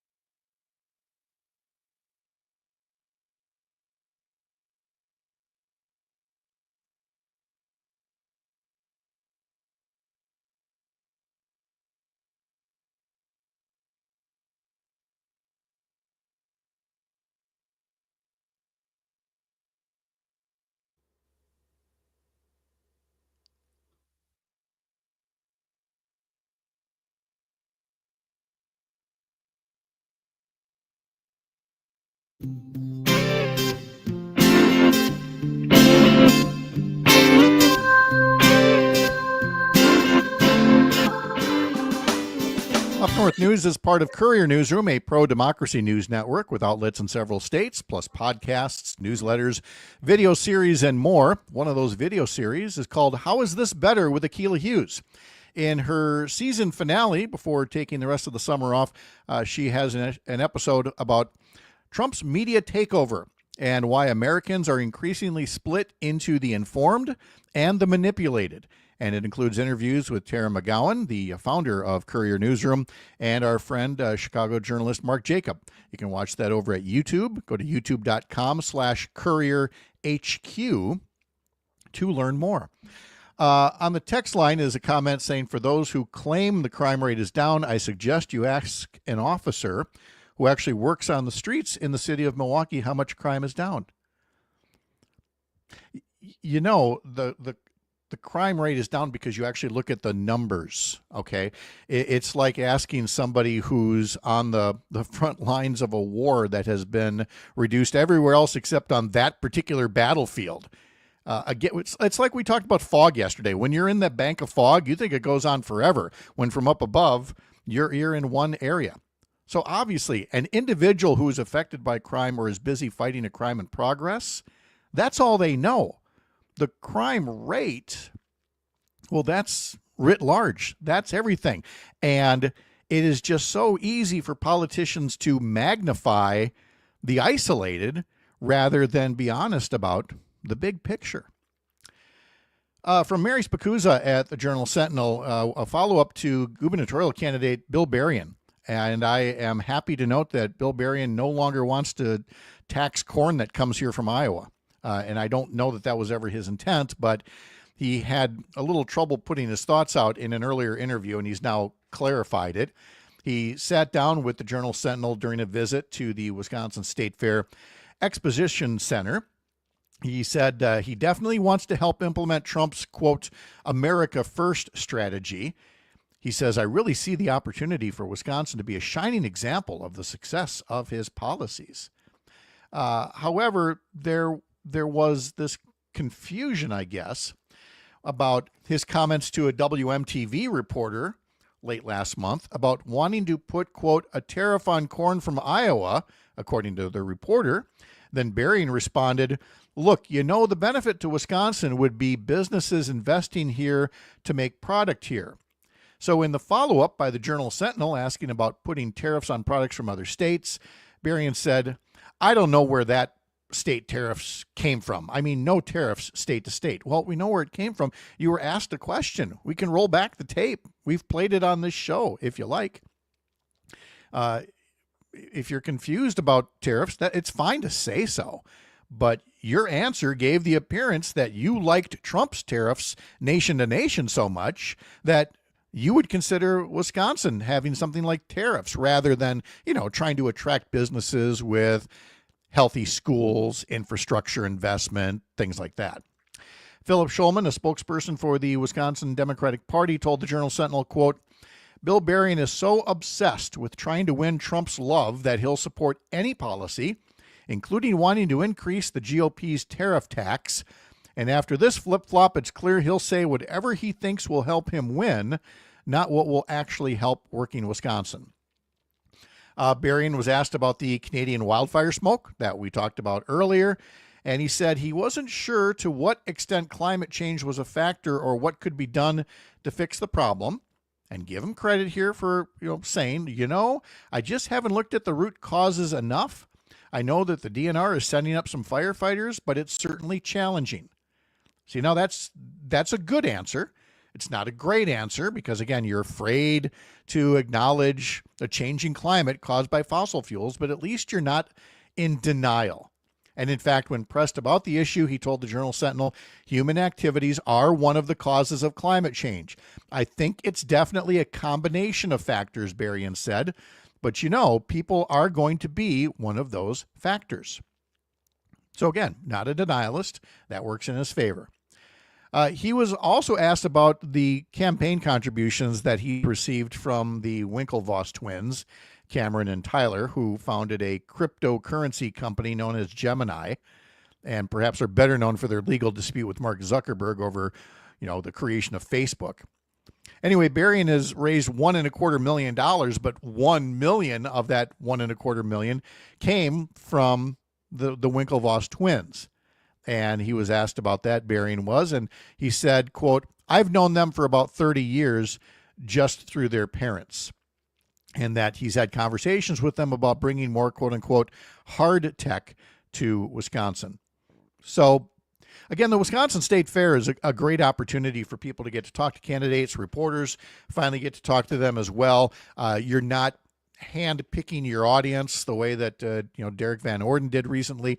You're not doing the so-called teletown hall, which is not to say you shouldn't do a teletown hall, but it's not a substitute for meeting in person. I did more than 100 in-person listening sessions as a legislator. They weren't always easy. They were necessary. I didn't sneak up on people. I didn't leave phone messages the night before or the morning of that said, hey, come join me. I know it's short notice, but come join me. I mean, we put ads in all the little small town newspapers or notices in the newspapers saying, hey, here's where you can talk to your state senator. Had some great conversations, got some good ideas. Members of Congress could do the same. I watched Russ Feingold all those years holding listening sessions in all 72 counties. And as the years went on and as the electorate got more hostile, some of those listening sessions weren't a lot of fun, but there were also some great questions, some great give and take. And that's what responsible elected officials do. So the ones that'll come to the state fair, shake some hands and do interviews, hey, that's a good thing. But it would be better if you actually held your own forum and kept yourself accountable. Congressman Bryan Steil kind of sort of did that, and we're going to talk to our guest LuAnn Bird coming up next about that right after the Midwest Farm Report, all across the Civic Media Radio Network. Don't forget, Matt and Air on Air follows this program from 9 to 11, and tomorrow, Free Ticket Friday here on these mornings, powered by Up North News on the Civic Media Radio Network.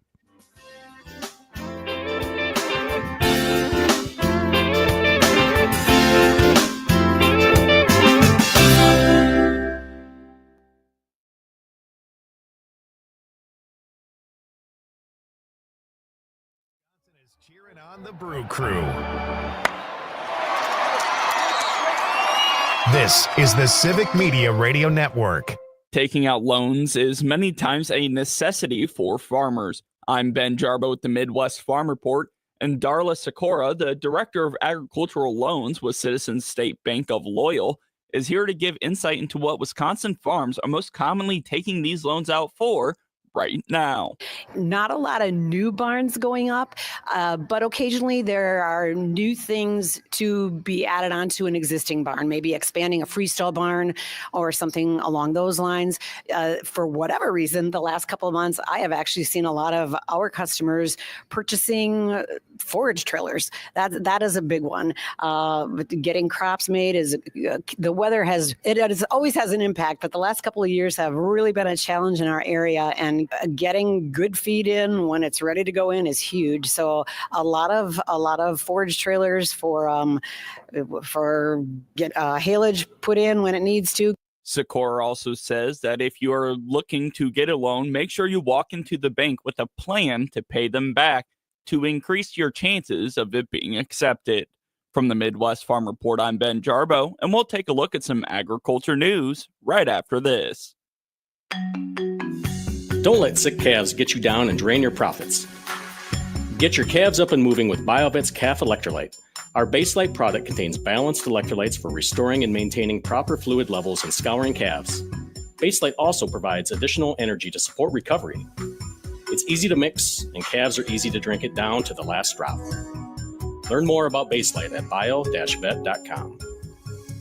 Innovation, that's BioVet. Unique farming operations need unique financial solutions. Ag Country Farm Credit Services offers customized financing that fits any size farm, ranch, or agribusiness. The next time you're in the market for more land, equipment, facilities, or maybe even an operating loan, contact the team at Ag Country. They know agriculture and will work for you. Ag Country. Focused on ag, focused on you. Ag Country is an equal opportunity lender. Welcome back, everybody. This is Ben Jarbo with the Midwest Farm Report. Now let's take a look at some agriculture news. Last week, EPA Administrator Lee Zeldin suggested that he may rescind the mandate on DEF systems, also known as the diesel exhaust fluid. This original ruling came after the 2009 greenhouse gas endangerment finding. If this were to be rescinded, it'd be the largest deregulatory action in the history of the U.S. It may also create some issues for the ethanol industry. If you like this agriculture news and want more of it, make sure to visit our website at MidwestFarmReport.com. For the Midwest Farm Report, I'm Ben Jarbo. As Wisconsin is hitting the road on your Harley, this is the Civic Media Radio Network. With your forecast, I'm Corey Hartman. For today, slight chance of a thunderstorm, otherwise partly sunny and 86. Showers and storms possible tonight, a low around 69. Slight chance of a storm Friday, otherwise sunny.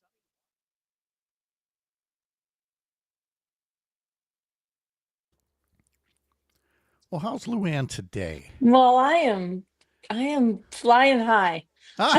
That's wonderful. Yeah, thank you. Oh, yeah. Yeah. So, okay. Got my buttons and my shirt. Like, I'm ready to go. You really are. All right, good.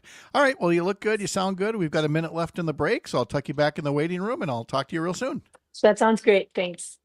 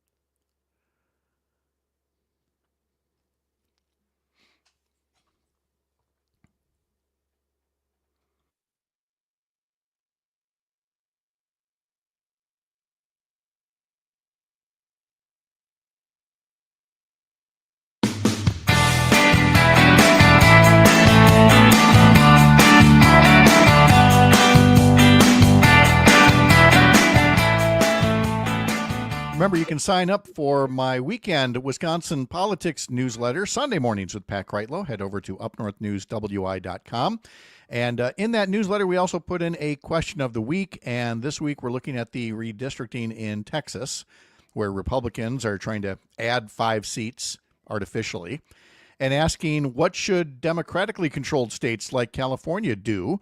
Should they respond in kind or not sink to that level? And again, folks can answer that by being subscribers to our newsletter. Head to upnorthnewswi.com, click subscribe in the top banner. We were just talking about the Wisconsin State Fair, getting out there and talking to people. And we were talking in the last segment about a couple of Republicans who have done that. There are plenty of other folks, a lot of good progressives working at the State Fair as well. I'm looking at the Facebook page of our friend LuAnn Bird and seeing her doing a little pressing of the flesh at the Wisconsin State Fair as well. And she joins us now live to visit with us. LuAnn, good to see you. How are you? Well, I'm great. Good morning, friends. Good morning, Pat and company.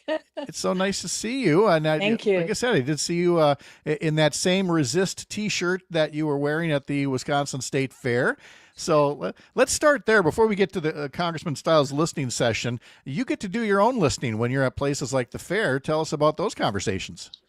Well, they're the same, really. I have a lot of people need hope right now, and a lot of people are very tired of the regime and the autocracy that's in place. So I have a great time talking to people, not really talking, mostly again, listening to what their concerns are and giving them a place, a space where they can actually be part of the change. So I invite people to join the Democratic Party. I invite them to join our protests that we have every weekend on Saturday at 10 o'clock on the corner of 76th and Layton. And we hold up our signs and we rally in support of democracy. So yeah, those conversations are great. It's also hard because, there's such a division. It's not even like we just disagree.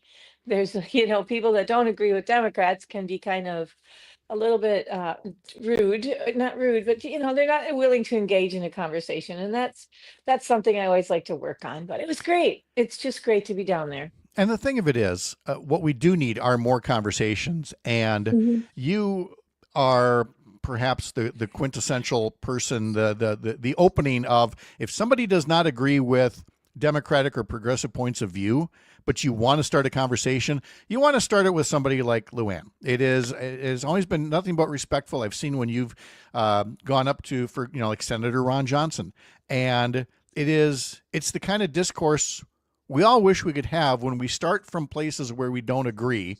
At no point have I seen, some Republican want to accost you because you're simply a very easy person to talk to. Well, I've been treated pretty rudely by a few. There was a guy that came up to me. We don't need to talk about that. What we want to talk about is, I like people. I respect Republicans. I respect Democrats. I think Republicans that are Trumpers are in a different space. They just are full of fear and they want power and control. And so I still think we need to talk with them. We need to understand where they're coming from, because democracy, it's so serious what they're doing now, and they don't even realize it. I had a short conversation with the chair of the Republican Party, because you know me, Pat, I just go up You'll and talk to people. anybody. Yep. And I saw him at the fair and we were just chatting and being very nice and, family and summer and whatever. And then I did ask him about Trump, do you think he has too much power?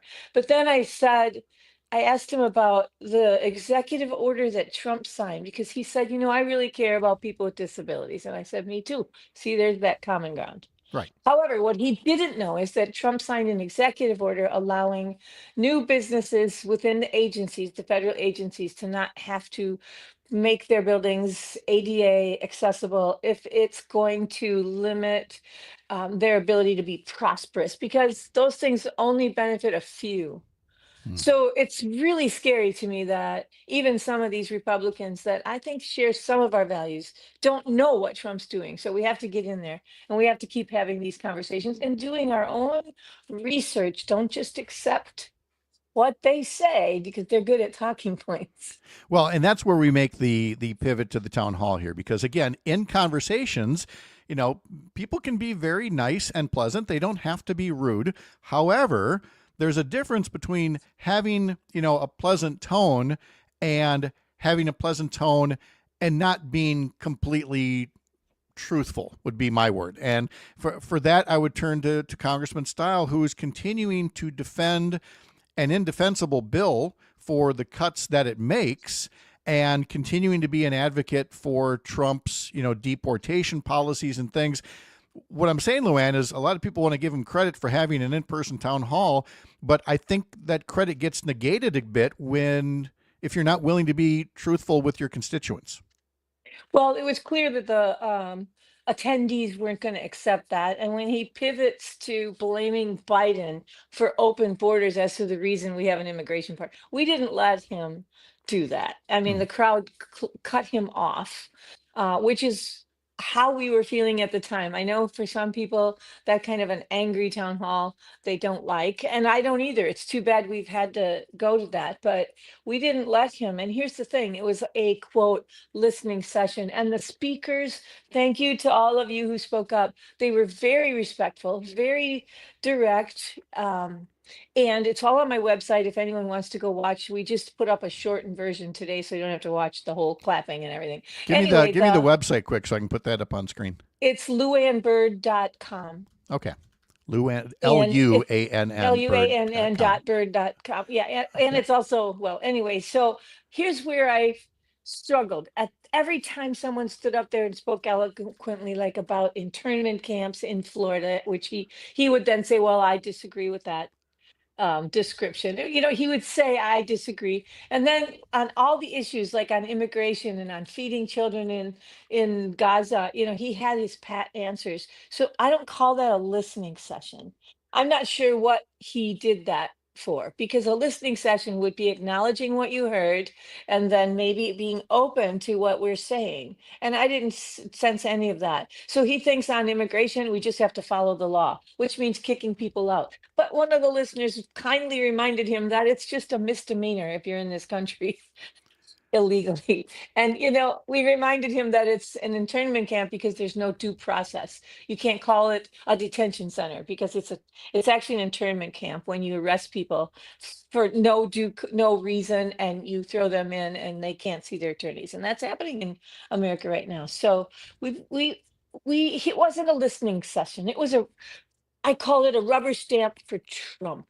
That's what it was. Well, there was a lot of, it's performative now. It's a matter of taking your lines and being able to deliver them, not just to a friendly crowd, but to a crowd that may not necessarily agree with you. And I think that too many politicians are doing just that. They're treating this as theater, as a performance that they have to make, but stick to your guns rather than actually having the back and forth and showing some independence, showing at least a little daylight between yourself and, in this case, Donald Trump, to say, I don't agree with him on this thing or that thing. And that's the problem with this entire congressional delegation right now is, they're all afraid to show any daylight between themselves and Trump, aren't they? They are. And we in my home, my husband's very sick and we have a lot of aides that come in and help out, and they're all on Medicaid. And I wanted to share the story about that, about how one of our aides is actually on the Affordable Care Act. His premium is $900 a month, and I knew all along he was going to lose that. He finally figured it out, and he was heartbroken. So those are the kind of things where what these Republicans and what Congress is doing is hurting people. It isn't just we disagree anymore, but there are children that are starving in Gaza because we are not. America used to be at the forefront of foreign aid, and instead Trump is negotiating with his friends with Netanyahu instead of America being the people that care. We are the people that care. It's just that our leaders don't. This is heartbreaking, and that all these people are going to lose their health care, and all because, Pat, they wanted to lower the tax rate for the wealthy and the big corporations so that they could spur innovations. It's all about the big people and prosperity, but that has shown in history to never, ever work. So we could take care of a lot of these problems that we're facing and that the people in that room were angry about if we would just make everybody pay Their fair share. We're talking to LuAnn Bird, former candidate Yeah. for legislature and continues to be active in the community. Mm-hmm. LuAnnBird.com, LuAnnBird, LuAnnBird.com, or on Instagram, Bird4WI,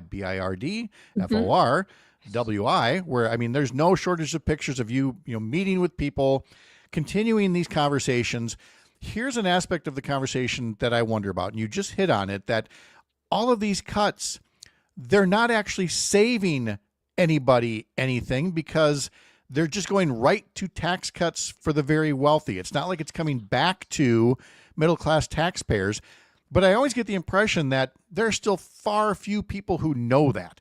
In your conversations, do people get that these cuts aren't actually saving anything?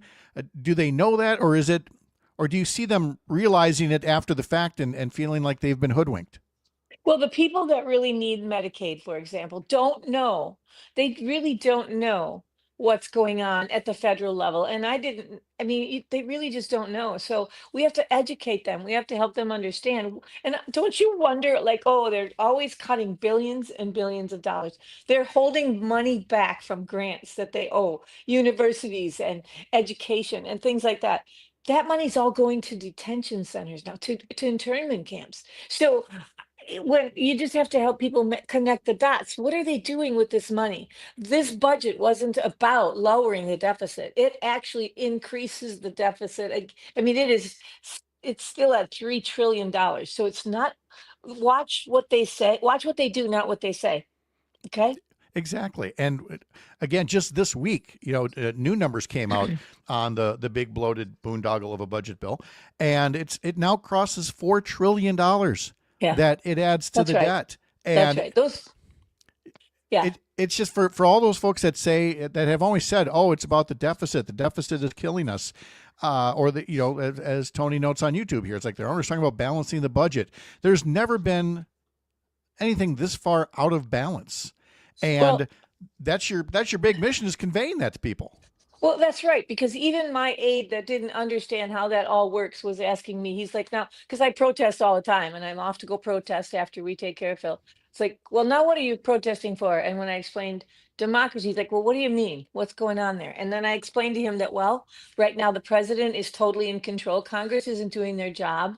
They are not standing up to the president, who is constantly breaking the law. We have lost our balance of power. And when Congress goes ahead after Trump cut the $9 billion, then that Congress had already approved and allocated toward great programs that help people all around the world, then Trump cuts it, and Congress, instead of standing up to Trump, rescinded that money. That is not democracy. So by technical terms, we've lost our democracy at the moment. But the good news is that when this happens, people can rise up and we can take it back. We can demand, when we get to those people that are so loyal to President Trump, we can unravel this autocracy that we're all stuck in. So I stand up on my street corner every Saturday at 76th and Layton with my signs, because we got to sign people up. We've got to educate them, Pat, and we can change things. And learn more at LuAnnBird.com. LuAnn, thank you so much. Great to connect with you again. Oh, you're welcome. Thank you so much, Pat, all right, for what you do. We'll talk to Todd Alba and Trygve Olson coming up right after this. You're up north.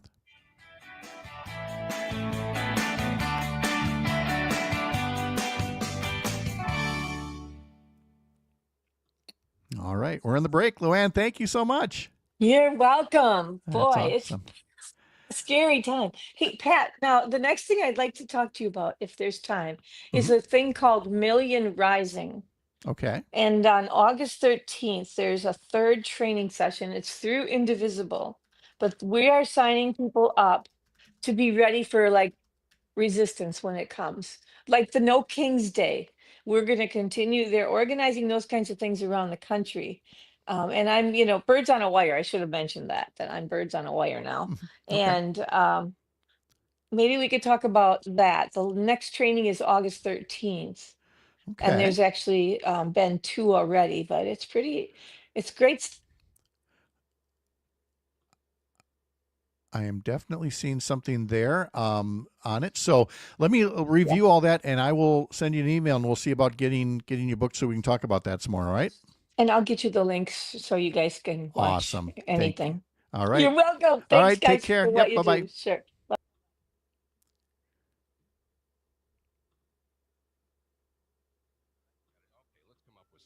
Business folks can contact you directly, right? Yeah. Okay, Yep. what's the email, huh? Okay, so it's sales@wmdxradio.com. Oh, wait, run that by me again. Sales@wmdxradio.com. So we could put all that together and get into a commercial, get on the air soon? Arthur, my friend, I think we just did. Advertise on WMDX Radio. Email Arthur, sales@wmdxradio.com. The Dane County Humane Society offers programs for humans of all ages. Oh, wow. For kids, there's Camp Paw Print, Scout Workshops, After Dark, and the new Camp Wild Side. They also offer field trips, birthday parties, service days, and their new Paws and Pages reading program. Learn more at giveshelter.org. Joining the program now, Todd Alba, boys and girls. Good morning. Good morning. How is everybody doing? Hey, we're great. We are fantastic. We're here. Let me fill this in for you, buddy. That's okay. I'll take care of you. Not to worry. 2 to 4 p.m. Okay. Oh, sorry. Yeah. All right. There Just we go. Todd is fine. Just Todd. I'm like Just Cher. Todd. Just one word. You're like Cher. Wow. I didn't know you were that big fan. Oh. Something like that. I didn't catch the rest of your show. Did Trygve still have a noticeable delay? It wasn't. No, It wasn't. Okay, it, good. it cleared up, so I'm not sure. Good. Okay. The cicadas were worse in the park than his connection. Okay, sounds good. All right, 25 seconds, and we'll get All right, going. thank you.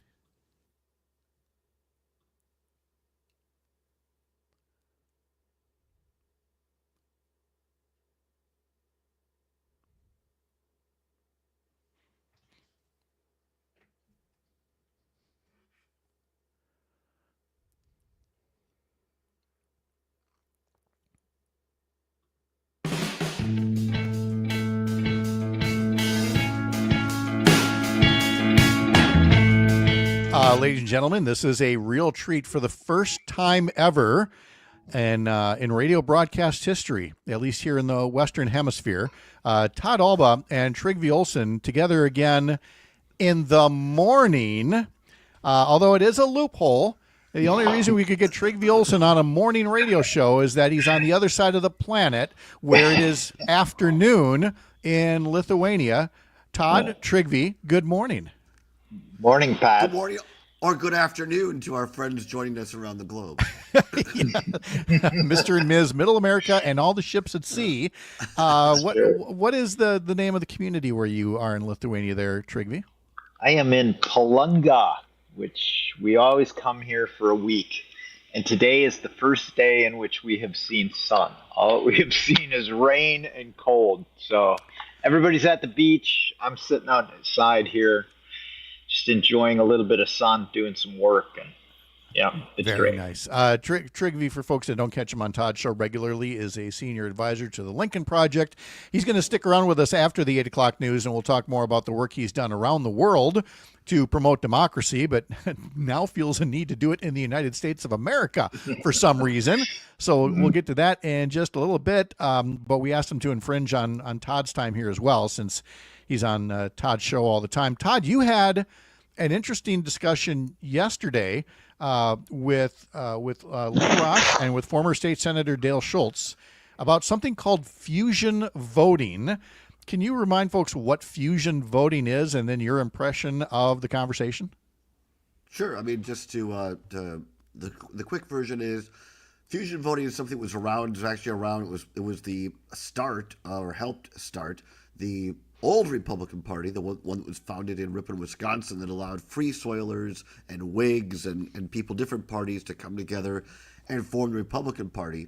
And it's kind of gone away now, and so there's a lawsuit in Wisconsin by United Wisconsin, which Trygve is also a part of, to be able to bring it back. Essentially, it allows for a candidate to appear on a ballot twice under two different parties. So let's say that Pat Kreitlow was going to make a comeback and run for governor. Not a bad idea, might I say. And he was going to run as a Democrat because that's how he got to the state Senate. But, there are some people out there that say, I just can't vote for a Democrat. So a party like United Wisconsin, hypothetically, could say, we're also going to nominate Pat Kreitlow for governor. And then on the ballot, Pat Kreitlow's name would appear both under the Democratic Party for governor and United Wisconsin Party for governor. All of the votes on that ballot for Pat Kreitlow would count. Can't count twice, but those who voted for Pat under the Democratic Party and the United Wisconsin Party, it all adds up. The theory is that it allows a more centrist candidate to come through without playing a spoiler and allowing someone else to win unintentionally.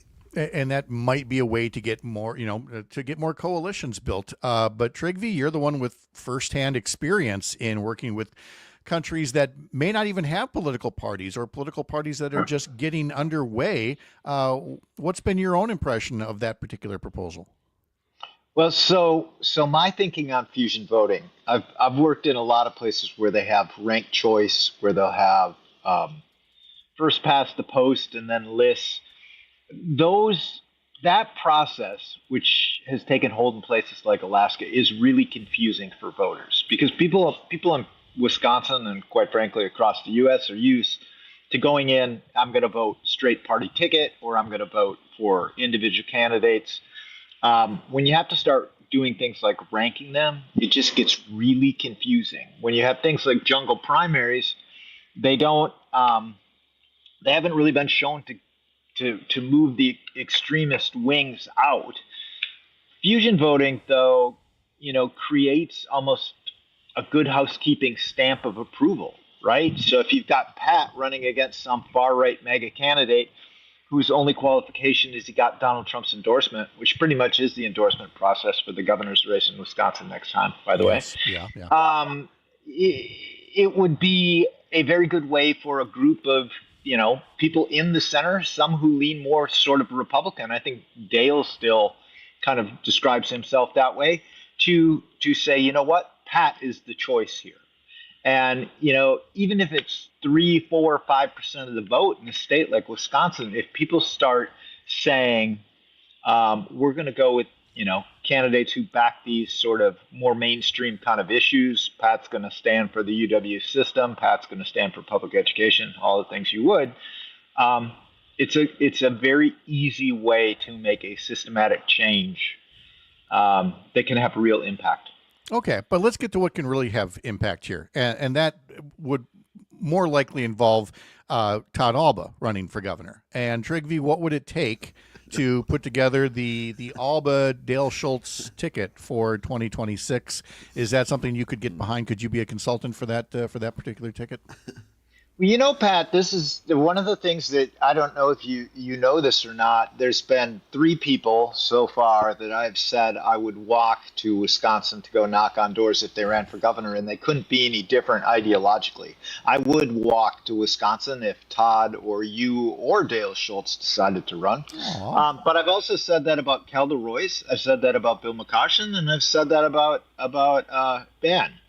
And the reality is, I think, and this is just me, and I think United Wisconsin has tapped into this. What people in Wisconsin, the center in Wisconsin, really wants is people who are going to solve problems and who are going to back the things that have made Wisconsin great. The Wisconsin idea, public education, conservation, those things. Well, that describes Todd Alba right there, because for every problem that he creates, he solves 2 others.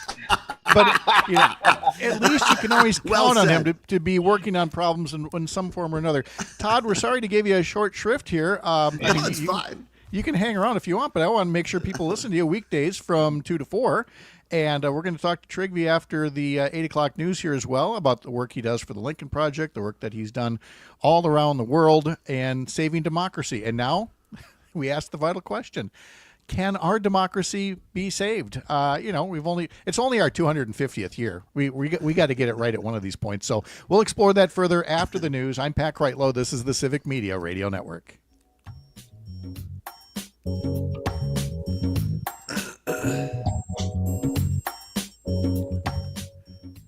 There go. Yeah, now I get to be All the right, one boys. to ask it. Todd, do you want to hang around or do you want to get going? It's totally up to you guys. If you guys want to just chat, I can. I would love to have you hang No, around. stick around. I got a All guest at 8:20, so it'd only be for the first segment. Yeah. So All right, that's all right. fine. I'm Well, gonna I'll go. throw you- My I'll voice throw you is back going, in the so waiting I'm gonna- room, and I'll come get you after Brittany's weather here.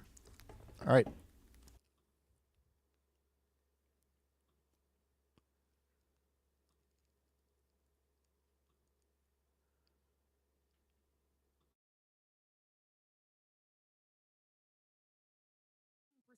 To as high as 41%, while almost all imported goods remain subject to a 10% tariff. Those tariffs will be paid by companies, but economists warn the costs may be passed on to consumers. The Kremlin says President Trump and President Putin have agreed to a summit, but Putin has not signed off on the idea of letting Ukrainian President Volodymyr Zelensky take part as well. There's a briefing about an hour from now on the base of Fort Stewart, Georgia, following the mass shooting yesterday that left 5 soldiers wounded and a sergeant under arrest. This is ABC News. As Wisconsin is cheering on Bucky Badger.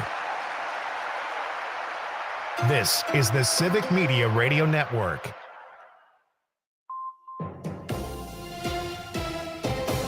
For 92.7 WMDX News, I'm Savannah Tomei Olson. Affordable housing is one of the biggest issues facing Madison and Dane County, and now we've learned hundreds more units have been finished in the last couple months. City officials are working to add 15,000 units to the housing supply by 2030. That work got off to a slow start this year, and city officials expected it to ramp up once the weather got warmer. Well, now data shows they were right. Back in May, only about 500 homes have been completed so far in 2025. Now, just a couple months later, it's up to 1,200.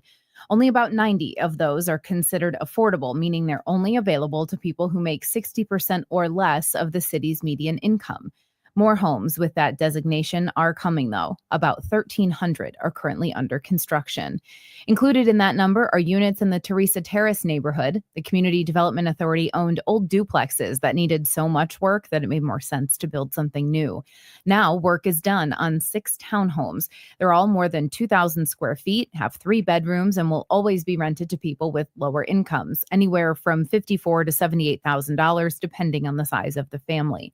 Mayor Satya Rhodes Conway. We want to encourage more of what we describe as this missing middle housing, which is just a fancy way of saying that we wanted to prove that you could build townhomes in a neighborhood like this, but that they would look good and that people would want to live in them and they would fit right in with the neighborhood. The first tenants are moving in soon.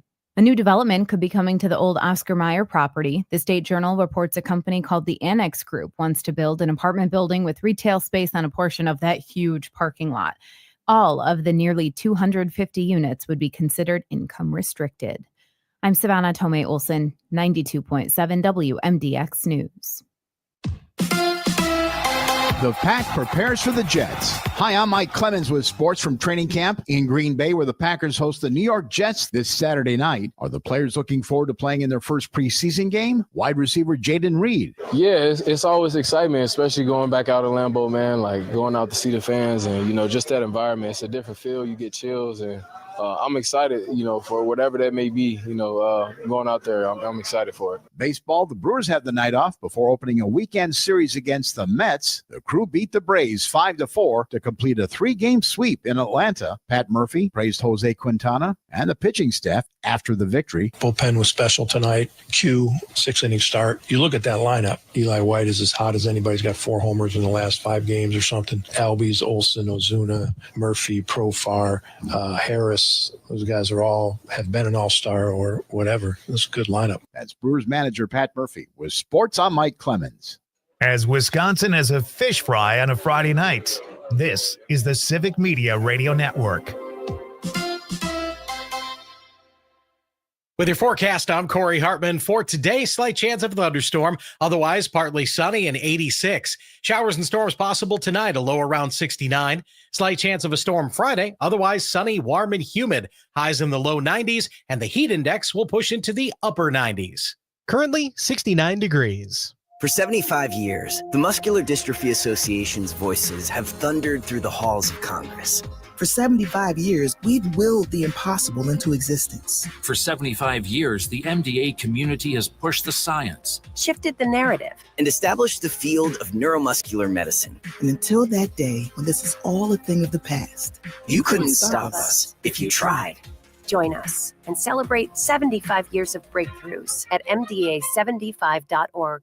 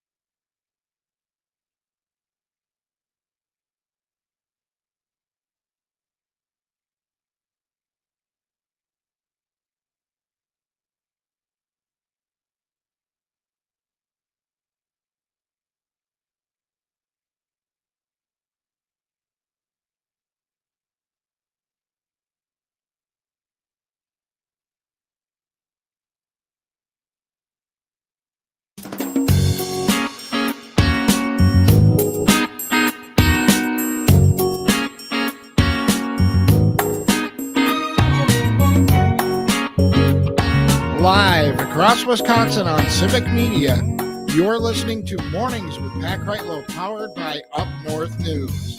Now, from our Lake Minnesota studio, here is the founding editor of Up North News, Pat Kreitlow. Back with you at 8:06. Good morning. It's a Thursday morning, August 7th. Nice to have you along here across the Civic Media Radio Network.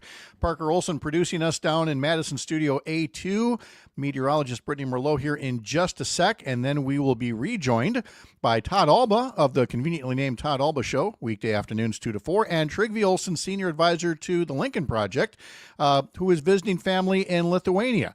And at 75 cents a minute, I can't keep putting quarters into this payphone for much longer. So Brittany's going to give us the abbreviated version of a forecast that is going to get hot and a little bit stormy in spots, Brittany, yes? Yes, it is. So we've got the air quality going down, the allergies and grass pollen going up. We've also got the heat and humidity rising. It's going to turn warm and muggy today. We're looking at highs in the mid to upper 80s, feeling like the low 90s in some spots.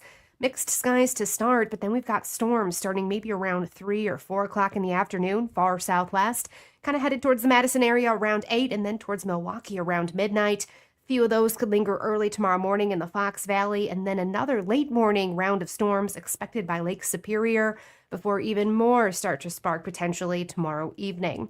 Tomorrow, of course, we are looking at highs anywhere from the upper 80s to low 90s. Heat index could reach 100 degrees. We've got an extreme heat watch right now into far northwest parts of the state.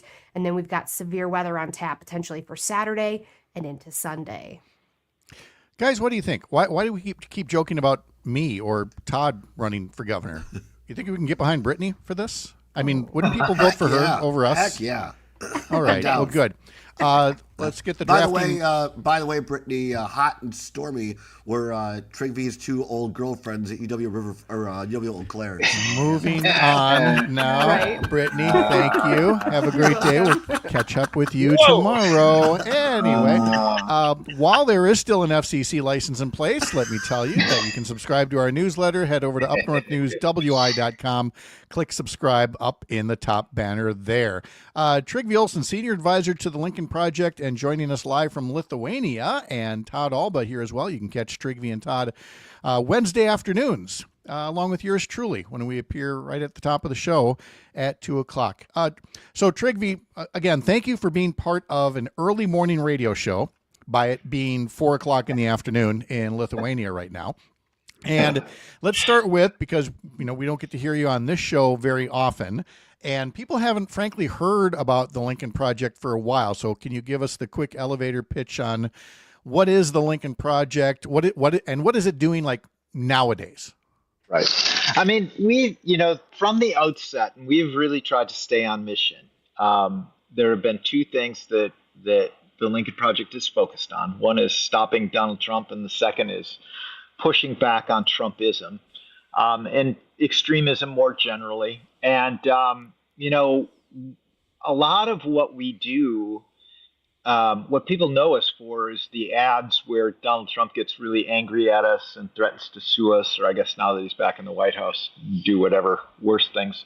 But what they don't see, and you guys know this, is we spend an awful lot of time working and doing ads that are driven, as we are now, at small subsets of the electorate, because elections really end up being about small numbers. In a state like Wisconsin, there's probably 40 or 50,000 households that typically decide how elections go.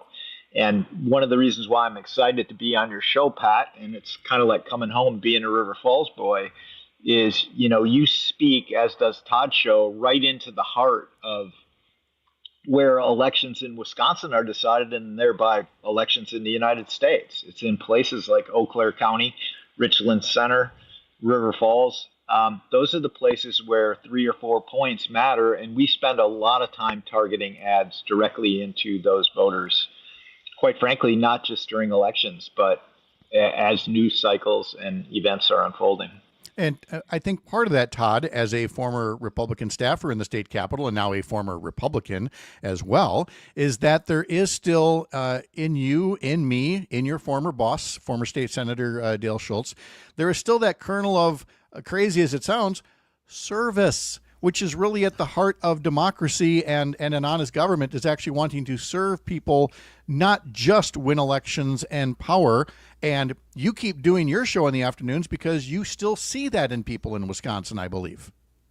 Yeah, I mean, you've been with us, Pat. I always appreciate it when you take time out of your busy schedule to travel with us, whether it's Northern Wisconsin State Fair or downtown Eau Claire. And Trygve and I have been all over the state, as has Jane, Matt, Aaron, Greg Bach. And I think the key is just listen to people, right? I mean, Bob Uecker once told, I think, Lane Grindle right before he died, or at some point in their career, he said, don't be looking at the stat sheet all the time. Don't be looking at the numbers. The game's out there. Just watch the popcorn guy messing around with somebody in the stands. Look at the guys messing around with each other, joking around, trying to steal base. That's where the game is at. And I think that the more we just listen to people around the state, we'll figure out what's important to people. And I heard Joe Zepecki, I know he's been on your show, Pat. He was on Jane's show yesterday, and I think he nailed it.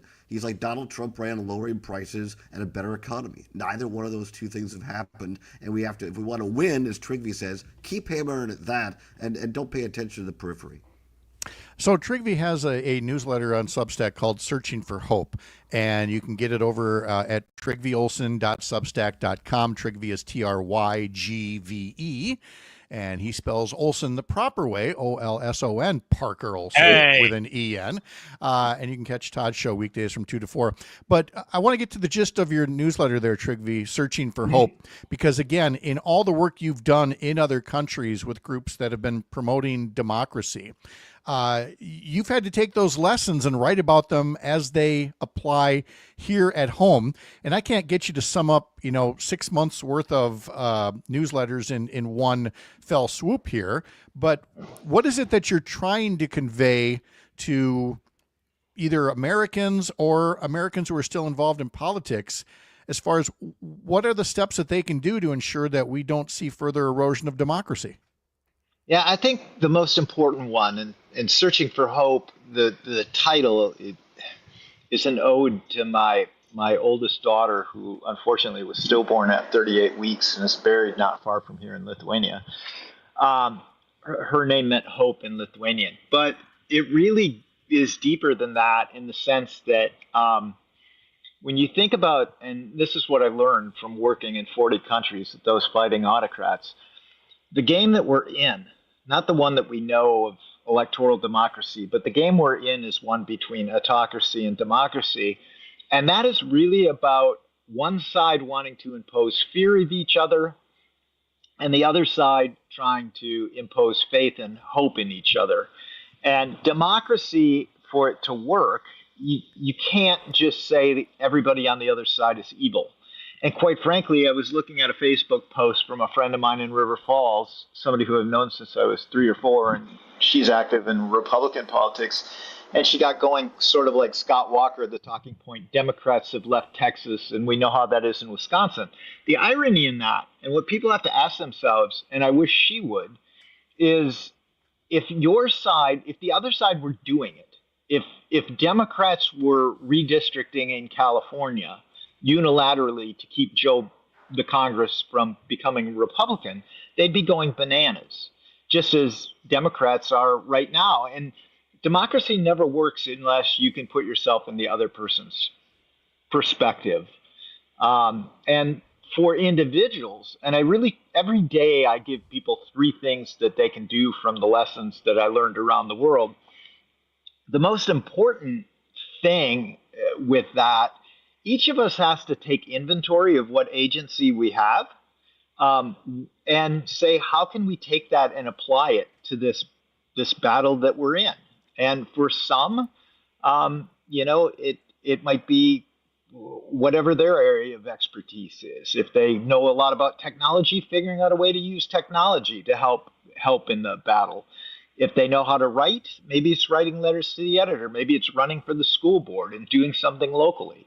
But everybody has to look at, where do I have agency to be part of the solution, and where can I find hope in what I can bring? Because that's what democracy is really about. It's about all of us coming together and being the sum being greater than the parts. And really, truly, in your newsletter, you do have these, calls to action, 3 things you can do today. And they're always outlined so well. One of the one from just yesterday, the Democracy Building Toolbox, and why we need it here now. And those tools include training, institutional strengthening, material assistance, coalition building, public opinion research, technology, and information operations. And then the series that you wrote right before this was about AI and how AI can go both ways in terms of helping or hurting democracy. Can you give me the very short summary of how you think AI should best be approached from the standpoint of strengthening democracy? Yeah, I can give you around the edges, and I don't know whether I'm supposed to do this or not, but I will. We're going to, through Lincoln Democracy Institute, and quite frankly, I've been central to working on it. We're going to have some exciting stuff coming out, trying to use AI to empower people to be better positioned to interact in and around democracy, and to take control of their agency within their own families and sets of friends. The reality is, having done a lot of work with AI, and I never imagined I sort of fell into it, I understand the notion, and people have a right to be leery of it, because back when I was working on democracy building, the internet was, daily here in Lithuania. The internet was just coming to fore, Twitter, YouTube, all of that. And everybody was talking about how that's going to empower democracy. And it hasn't. In fact, it's been highly detrimental to democracy. And the reason for that is, quite frankly, you have a lot of oligarchs who have decided that they were going to use technology. Their business model is based on, I'm going to take people's information and use it to sell them stuff. Yeah. Well, right? I mean, look at what we've seen with Elon Musk just hoovering things up here. I'll give the last word to you. It's all about searching for hope is the name of the newsletter. But I got to tell you, when it comes to AI, I have a tough time seeing the hope in the future. How about you? How are you feeling?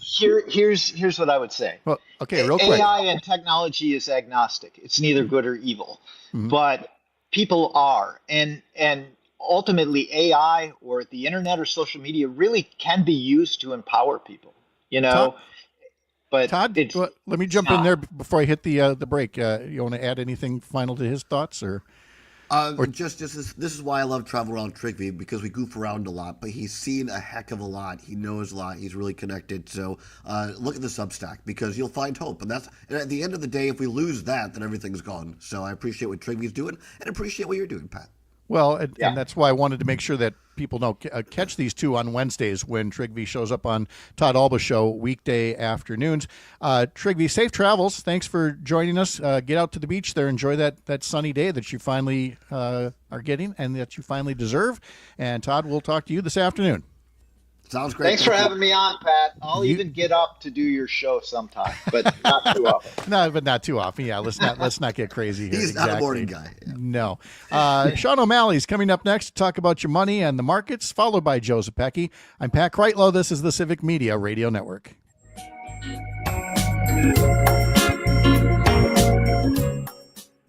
And we are clear. All right, well, we're going to do this again, but I'm going to set aside the whole hour. So all right, this for sure. was fun. All right. Yeah, Thanks, it was really Pat. fun. Thanks, Trygve. Anytime, Bye-bye. Pat. All right, great. See you guys. Thank you. Bye. See ya.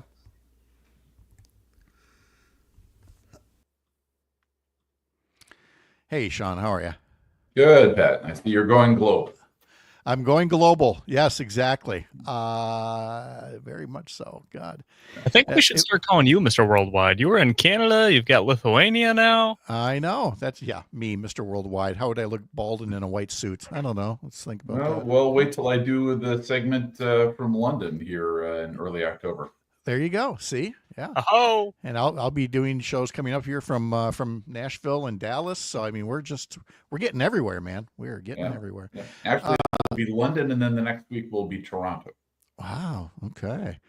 Okay. Let's see. We got all this. Anything new since your notes here? I know that there were tariff changes overnight. Well, although the implementation day is today. Yes. Yeah. So we'll see what happens. Okay. Market futures are up. We'll see if it lasts. But I mean, the big thing is what they're doing to the economic news. Yeah. We are increasingly becoming the autocratic states of America. Yeah. Yeah, exactly. I mean, the people are not taking this well. Firing the commissioner like that. All right, we get going in 45 seconds. I'll see you in just a bit.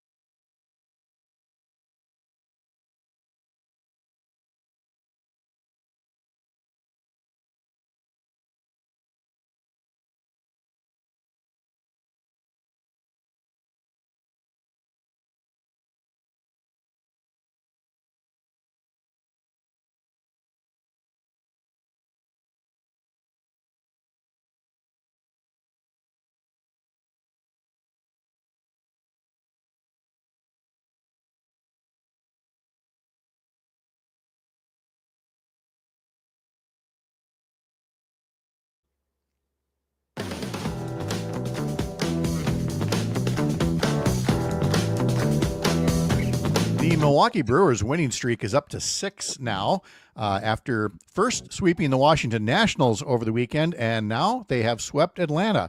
So it was a perfect road trip, 6 wins. Where did I see the stat? Like the first time in MLB history that any team has scored that many runs in sweeping an entire road trip.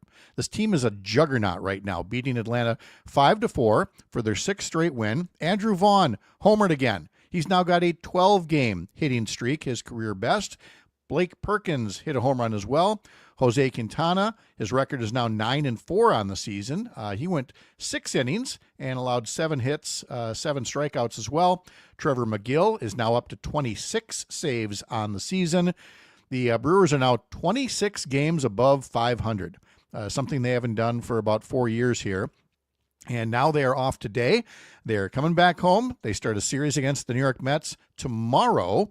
Pregame starting tomorrow at 6:35 on several Civic Media stations across Wisconsin. Head to civicmedia.us to learn more. Sean O'Malley is here now to talk about your money and the markets. And Sean, good morning. How are you? Good morning, Pat. Doing well. How are you doing? I'm good, thanks. Let's start talking about the jobless numbers, the non-farm payroll and things like that. Yeah.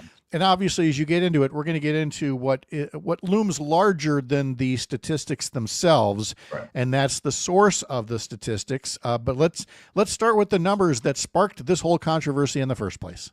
Yeah, thanks for that intro. So, yeah, the lead-in was kind of from last week's segment when I said, tomorrow morning we're going to get our non-farm payroll numbers. Oh, we got them, and with it, we got 3 surprises. The first surprise was that the jobs number for July was softer than expected. They were forecasting around 109,000. We got 73,000. Not a great number by any stretch of the imagination. The second thing was the big surprise, which was the May and June numbers were revised downward by 258,000 to be exact, which means that for May, June, and July combined, only 106,000 jobs are created. That is incredibly low. That is that is a bad economic signal, to be really clear. And the third thing was the biggest surprise. Not that the surprise wasn't that, President Trump had a hissy fit. It was that he had a hissy fit and he fired the commissioner of the Bureau of Labor Statistics, who is responsible for signing off on the numbers. Doesn't actually do the calculation, mind you, just signs off on the numbers when they're finalized according to the formula. And that was the big sort of mic drop moment. It really was, and it hit a lot of people real hard who pointed out, for starters, this is not somebody who by any stretch was some kind of a partisan appointment. No, the Bureau of Labor Statistics is largely regarded as one of the most nonpartisan roles in government, because all you want to do, your entire job as the head of Bureau of Labor Statistics, is get the numbers right. That's it. That's all you want to do.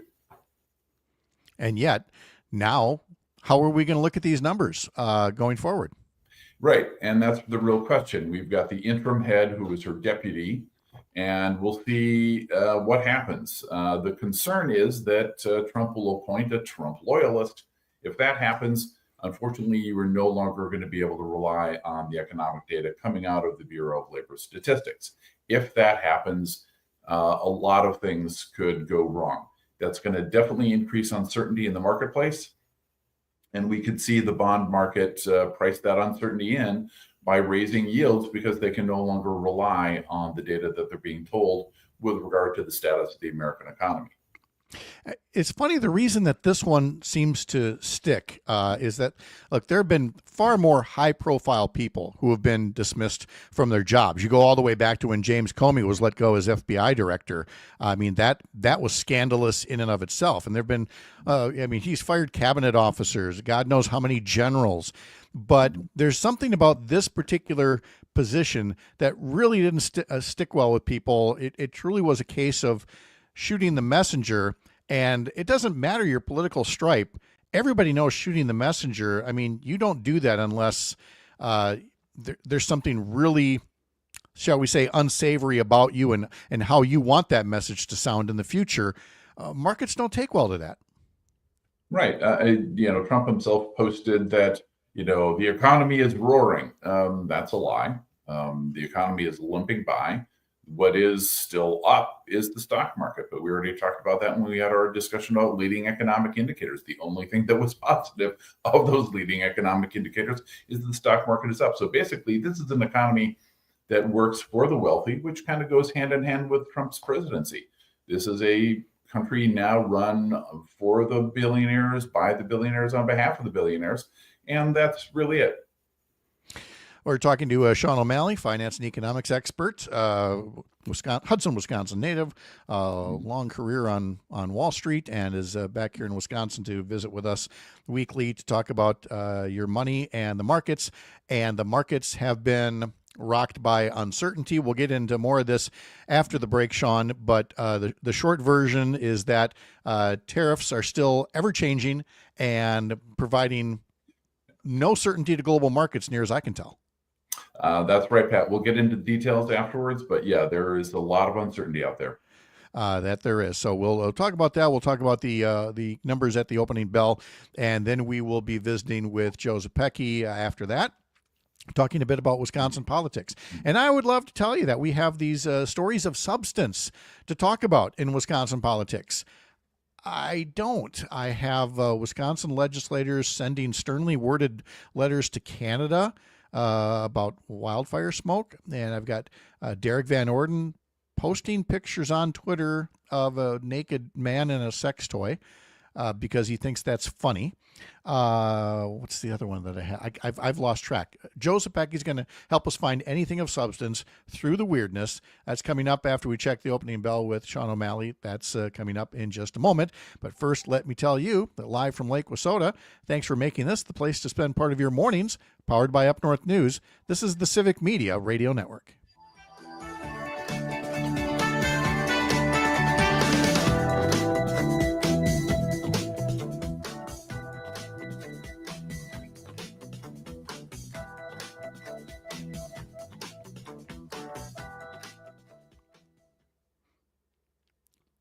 Well, sure. Why wouldn't Hudson, Wisconsin be immune from all of this, right? Right. So, yeah. Good Lord. They're everywhere. Yeah, I think it just brings it home that, I mean, a lot of people see these things on TV and think, oh, it's happening in Los Angeles, it's happening in other places. No, it's happening here. Oh, yeah. It's happening now. Let's see. So what do we got? And this is one of the big things economically speaking. When they did the sort of the look at the different plans back when the election was on, Trump's versus Kamala Harris's, they said the potential for Trump's to have a significant economic decline is due largely to his deportation plans. Mm-hmm. Yeah, exactly. So all right. we're just sort of starting to see the potential impacts there, and they could continue to grow. Let's see. All right, we'll be back in 4 minutes. See you in a bit.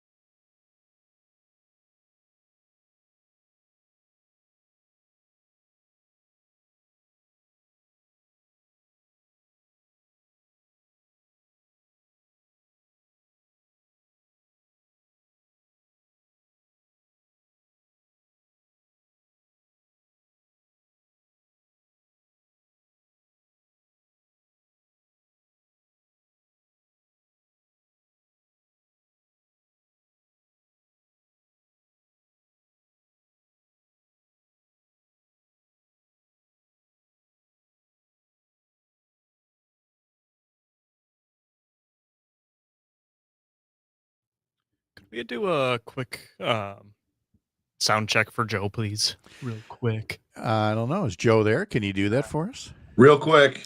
All right. Real There quick. He wasn't How are kidding. you, Joe? You have a good weekend? We had a great weekend. We went to Michiana. Oh, I saw that. Yes. Yeah, it was great. All right. Michiana. All right. That's all I need. I'm happy now. Thank you. Okay. Well, happy producer. You know, that's important. All right. Back in 90 seconds here or so.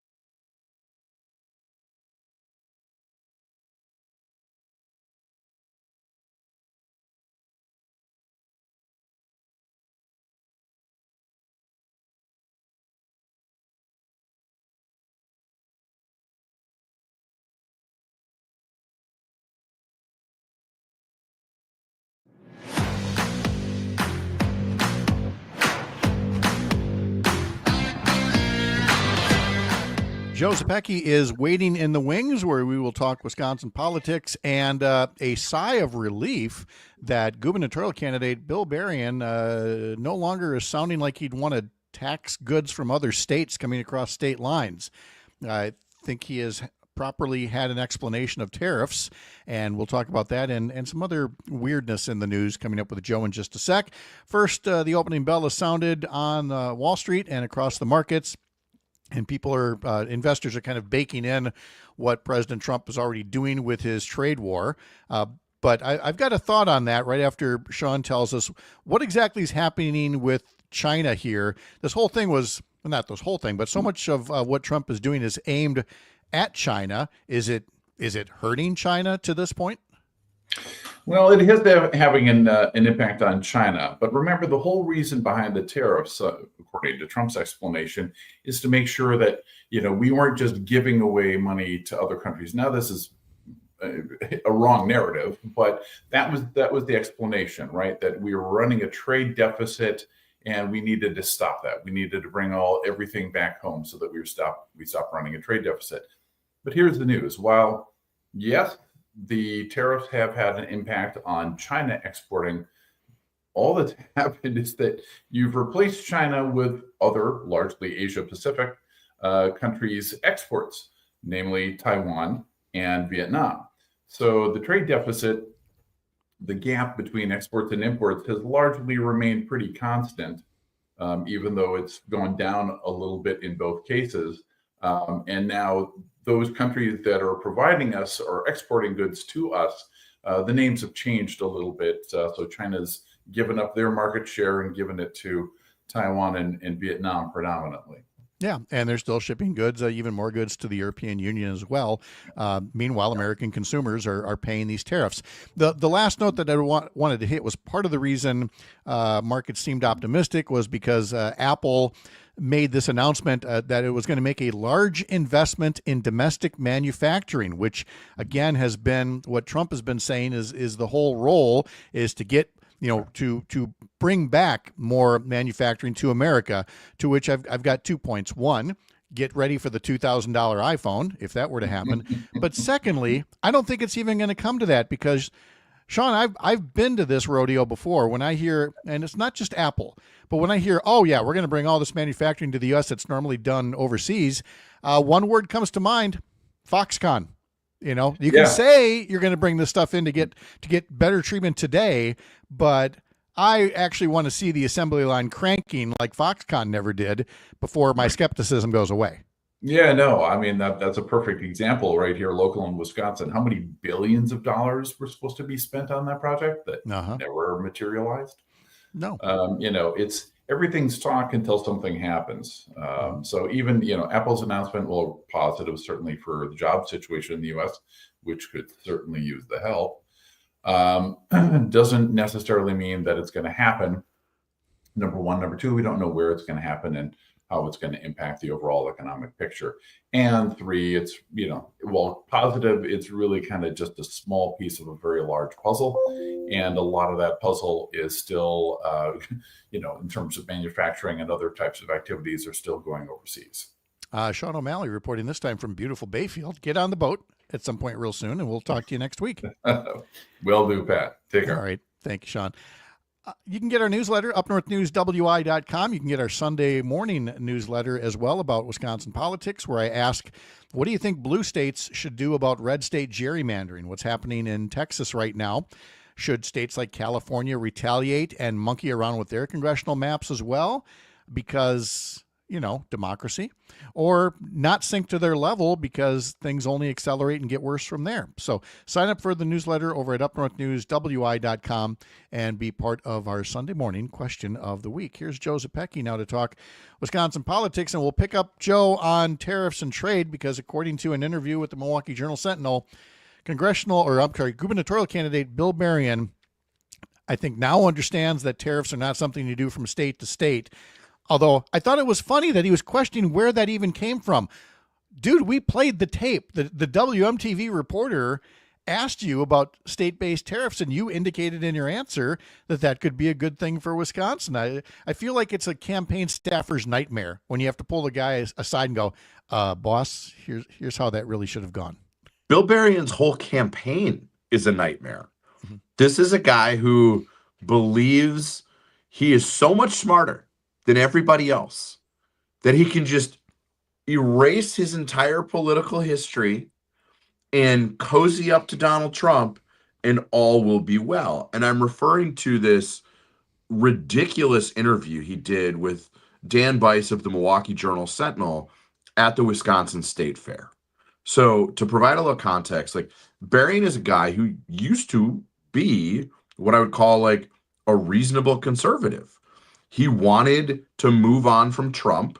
He supported Nikki Haley to the tune of more than $30,000 between he and his wife, and was calling for generational change within the Republican Party. And now that Daddy Trump is still in charge of the Republican Party, Berrien is making an absolute fool of himself, groveling to try and become like Trump and probably try to win his endorsement because that's the ticket to the Republican nomination. And so when Bice asks him what he thinks about his past support for Nikki Haley, it's one bad answer, it's two bad answers. And then he literally says to Bice, as Dan writes it up in the Journal-Sentinel today, why don't you just put down that I regret those contributions? And what Mr. Berrien doesn't appear to understand is, like, as much as people dislike politicians, they dislike phonies even more than that. And so yes, the campaign staffer side of my brain did have a modicum of like horror for whoever is advising Berrien and working with him. But this is not a serious individual. That's not a serious way to talk about candidates you have supported in the past. And he can't remake who he is. People are going to smell that phoniness from a mile away. You know, last week I asked you about Democratic candidates for governor and why we hadn't seen a big crush of them right away. You had this great answer about, after the first one, there really isn't any value. You can announce on your own timeline. But let me tweak the question for the Republican candidates and why we haven't seen more Republicans get in. Is part of that reason because Republicans who might consider running for governor are so put off by the notion that the only way they're going to win is to be the one who sucks up the most to Donald Trump? Well, I think some of these Republican potential candidates, like Tom Tiffany, as much as I might disagree with Mr. Tiffany on basically every policy issue, he's not a dumb man, right? And so there's two factors. You have to go full Trump to win a Republican primary right now. And every indicator is that Trump is going to be a boat anchor around the political necks of every Republican next year. Trump's approval rating has dropped into the 30s. The jobs numbers are bad. The economy appears to be stalling out because of all the chaos and disruption that this president is enacting. And so if you are someone like Tom Tiffany, who's got a pretty good job being a member of Congress, why would you give up that $178,000 a year salary to suck up to Trump and then have to deal with the political peril that Trump causes for you and probably lose next year, and then you're out of a job entirely? So Republicans are in a tough spot, and it means they're not going to get very good candidates. And I think it segues into this insanity with Van Orden. Well, allow us to go there then, because again, we've got nothing but weirdness going here, and it is in this case, in Derrick Van Orden, the Journal-Sentinel headline, Derrick Van Orden escalates Mark Pocan feud by posting photo of a naked man in a ski mask with a sex toy. Not The Onion, boys and girls. Actual headline, Derrick Van Orden thinks it's funny to put up a picture of a naked man wearing a ski mask and carrying a toy tied to a walking stick. I'm not sure he thought it was funny.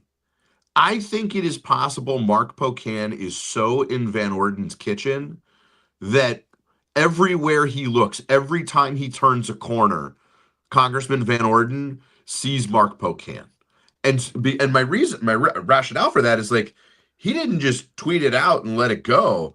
He kept going back to it. Like, I think it's possible Van Orden actually thinks that's Mark Pocan.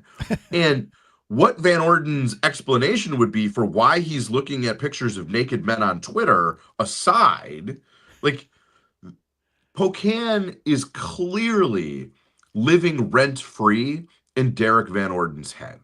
And if you're Van Orden, you know you took a terrible bill that is hitting your constituents, right? On their health care, on their cost of living. You know that if you're Derrick Van Orden, you have refused to do the right thing to stand up for Western Wisconsin businesses and manufacturers by saying no when it comes to this tariff nonsense. And rather than, I guess, wallow in the political unpopularity of all of these votes that he's taking, he thinks his job as a congressman is to just try to change the subject, even when it comes down to letting all of his constituents and the entire world know that he's scouring X for pictures of naked men. Okay, that's a choice. It is a choice.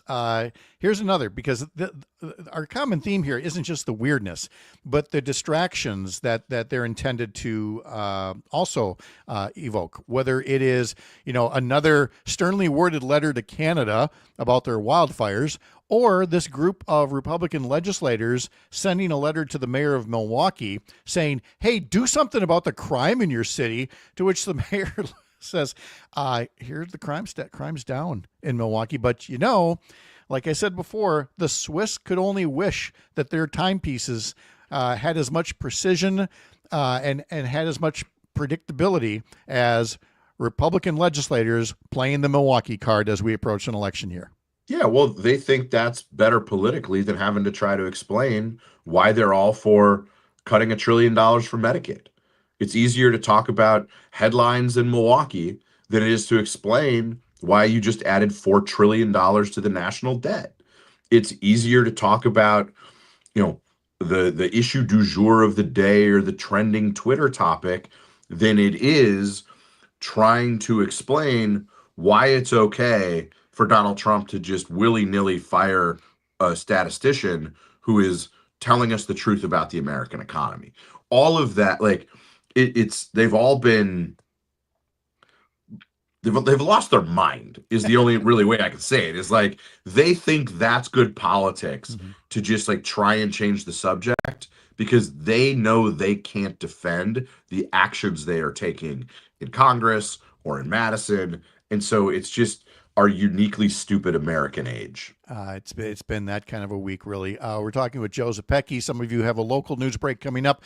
And if that's the case, let me tell you that tomorrow we're going to have Free Ticket Friday for Brewers tickets. We'll have Courier Newsroom's Kia Vakil, former U.S. Attorney Jim Santel, journalist Jennifer Scholze, and Mark Jacob will be along. So will Dr. Kristen Lyerly and Mike Clemens with sports. I'm Pat Kreitlow. This is the Civic Media Radio Network.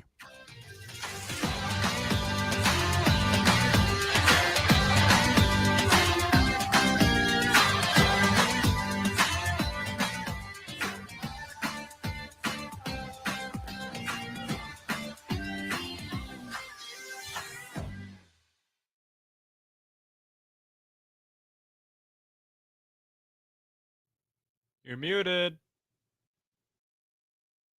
I'll unmute when I'm damn ready to unmute, young man. Let's see. Okay, now you can hear me mumble some more. That's okay. All right. What the heck else?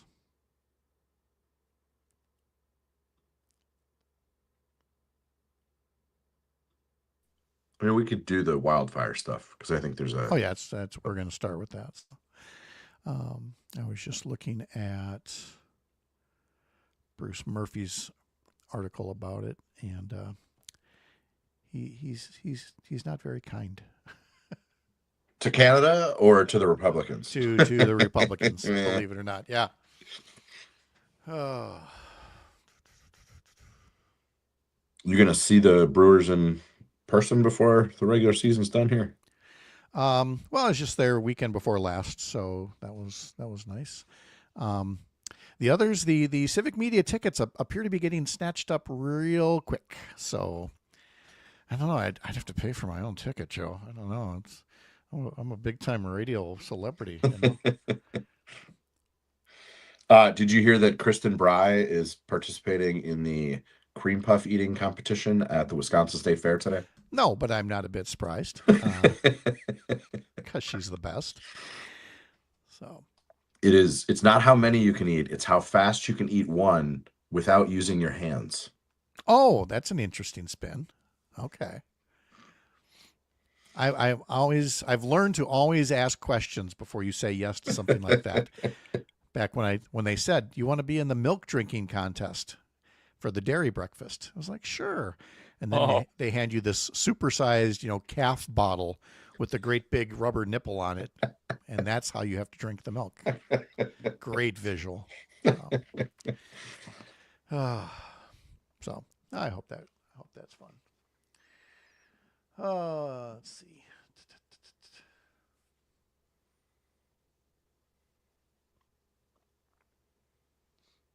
Why are you hitting a Brewers game this weekend?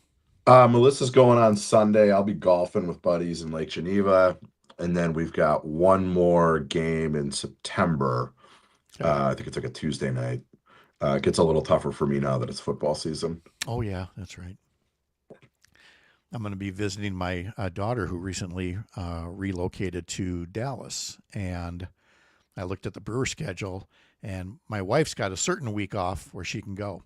And I told her, I'm like, I don't know if this keeps up. I might have to go the week before when the Brewers are in Arlington, because that might be the only way I can get a ticket to see a Brewers game is to go down to Texas and see them. So, all right, 15 seconds.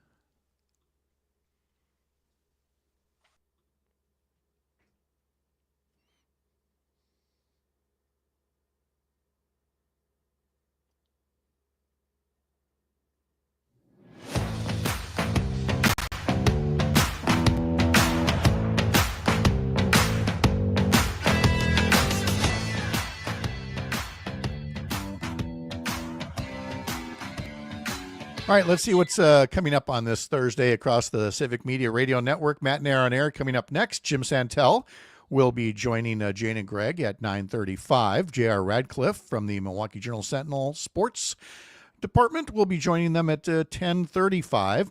We heard from Todd Alba a little earlier today, and coming up at 3:35, he will have Casey Hicks from Wisconsin Conservation Voters.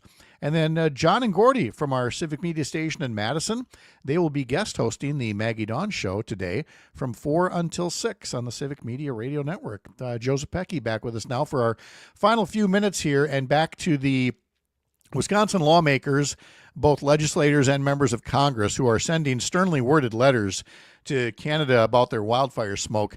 Let me just say that when Bruce Murphy wrote up his version of this at Urban Milwaukee, he said that the thing that maybe bugged him the most insulting thing about the letter from the members of Congress was its sheer laziness. He said these 6 members of Congress, including 2 from Wisconsin who signed this letter, are all paid, like he said, $170-something thousand a year. Each has an average of 15 staff members serving them. That's 96 full-time public servants whose job is to learn the facts about wildfires and pursue the best policies to promote the health and welfare of Americans. Those staffers didn't do their job. I'd argue they probably did do their job, but they're working for people who say, I don't care. I get more political points if I blame Canada.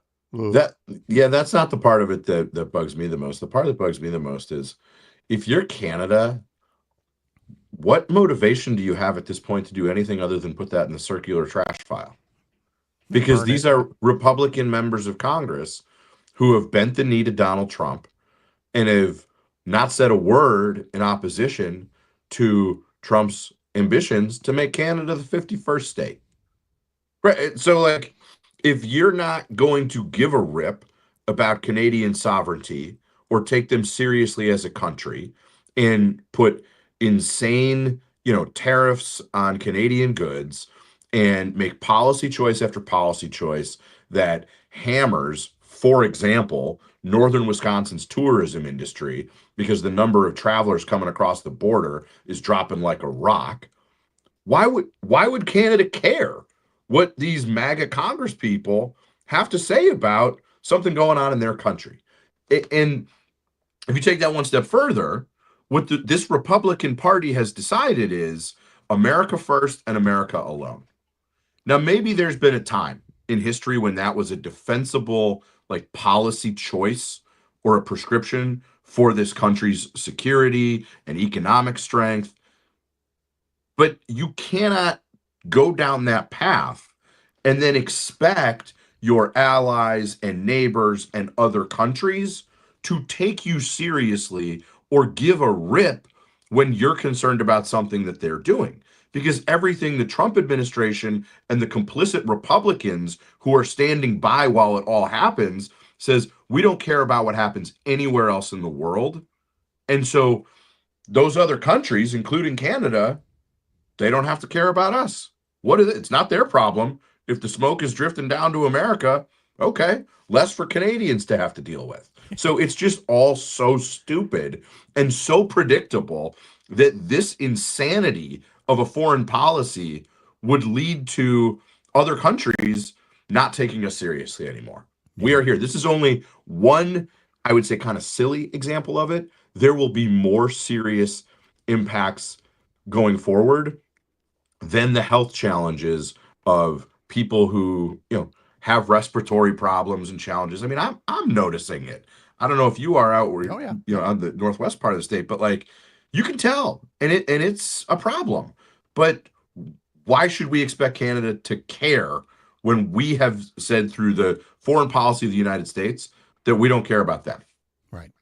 I hate to ask you to engage in parlor games here, but the only other development on the race for governor comes from the Cap Times, and Madison Democratic State Senator Kelda Roys saying, quote, I would say I'm very likely to run. I've had so many encouraging conversations with folks all around the state, and that's been really exciting and gratifying. She then goes on in the interview to talk about, the reasons why you might not, the concern about political violence and the environment that's out there political wise and everything else. But it certainly, you don't, much like the Milwaukee County executive, you don't go so far as to say, I'm probably going to get in and then don't get in. Yeah, I think this is a declaration of intent. We talked about how that once somebody has the first mover advantage, everybody else can do it on their own terms. And let's be honest, as summer is winding down and kids are, going on trips with their family and people are getting ready for school, August might not be the best time to grab people's attention and say, I'm in. So I think it's going to be a busy September on that front. Yeah. Brewers have won 6 in a row here, Joe. Unbridled enthusiasm, run amok. Are we going to get pinched at some point and the stream will end, or should we just enjoy it? I'm going to enjoy it for as long as we can. This team is fastest to 70 wins of any Brewers ball club ever, including the 1982 World Series team. Mm-hmm. Buckle up, folks. It's going to be a fun ride. Gosh, it's as ever. And you've got football season, so you may not be getting to any more games here. Oh, I'll make sure I make the time for one.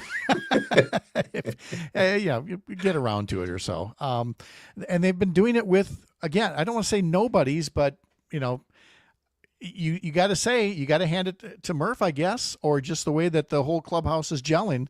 They're making things happen. And my goodness, we could only wish to have that kind of chemistry in all of our workplaces, right? That's right. All right. Joe Zepecki, thank you so much. Appreciate it. Have a good start to your weekend. See you next week. All right. Again, coming up tomorrow, we'll have our regular Week in Review panel with former U.S. Attorney Jim Santel, Jennifer Schulte, Mark Jacob. Dr. Kristen Lyerly will be around. She'll be off next week. She'll be talking all about her big plans here. And Mike Clemens will be reporting from Packer Training Camp, as well as the latest on the Brewers, who are off today, but they start a new homestand against the New York Mets starting tomorrow. Thanks for being a part of the festivities today. I'm Pat Kreitlow, founding editor of Up North News. Up North News is part of Courier Newsroom, a pro-democracy news network. Have a great Thursday. We'll see you back here Friday morning, 6 a.m. here up north.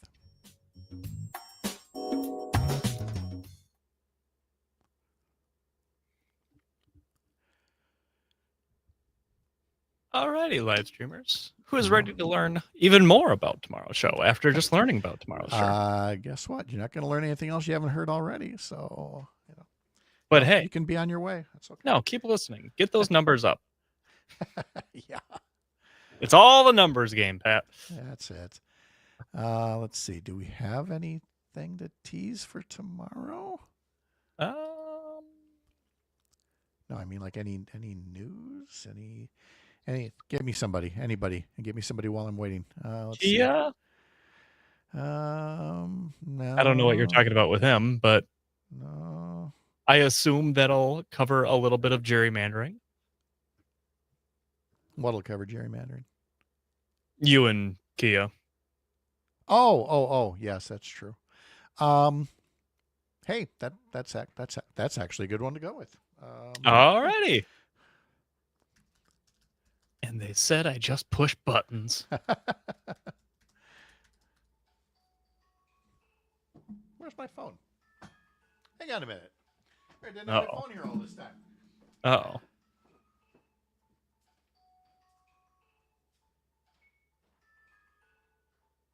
How loud is his microphone that I can hear his phone ringing from the other room? Geez, what else have I missed? Oh, boy. What a tech failure. All right, let's see.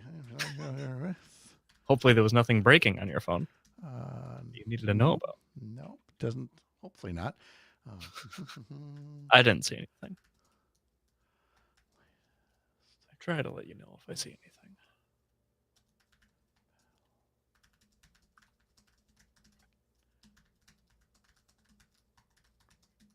All right.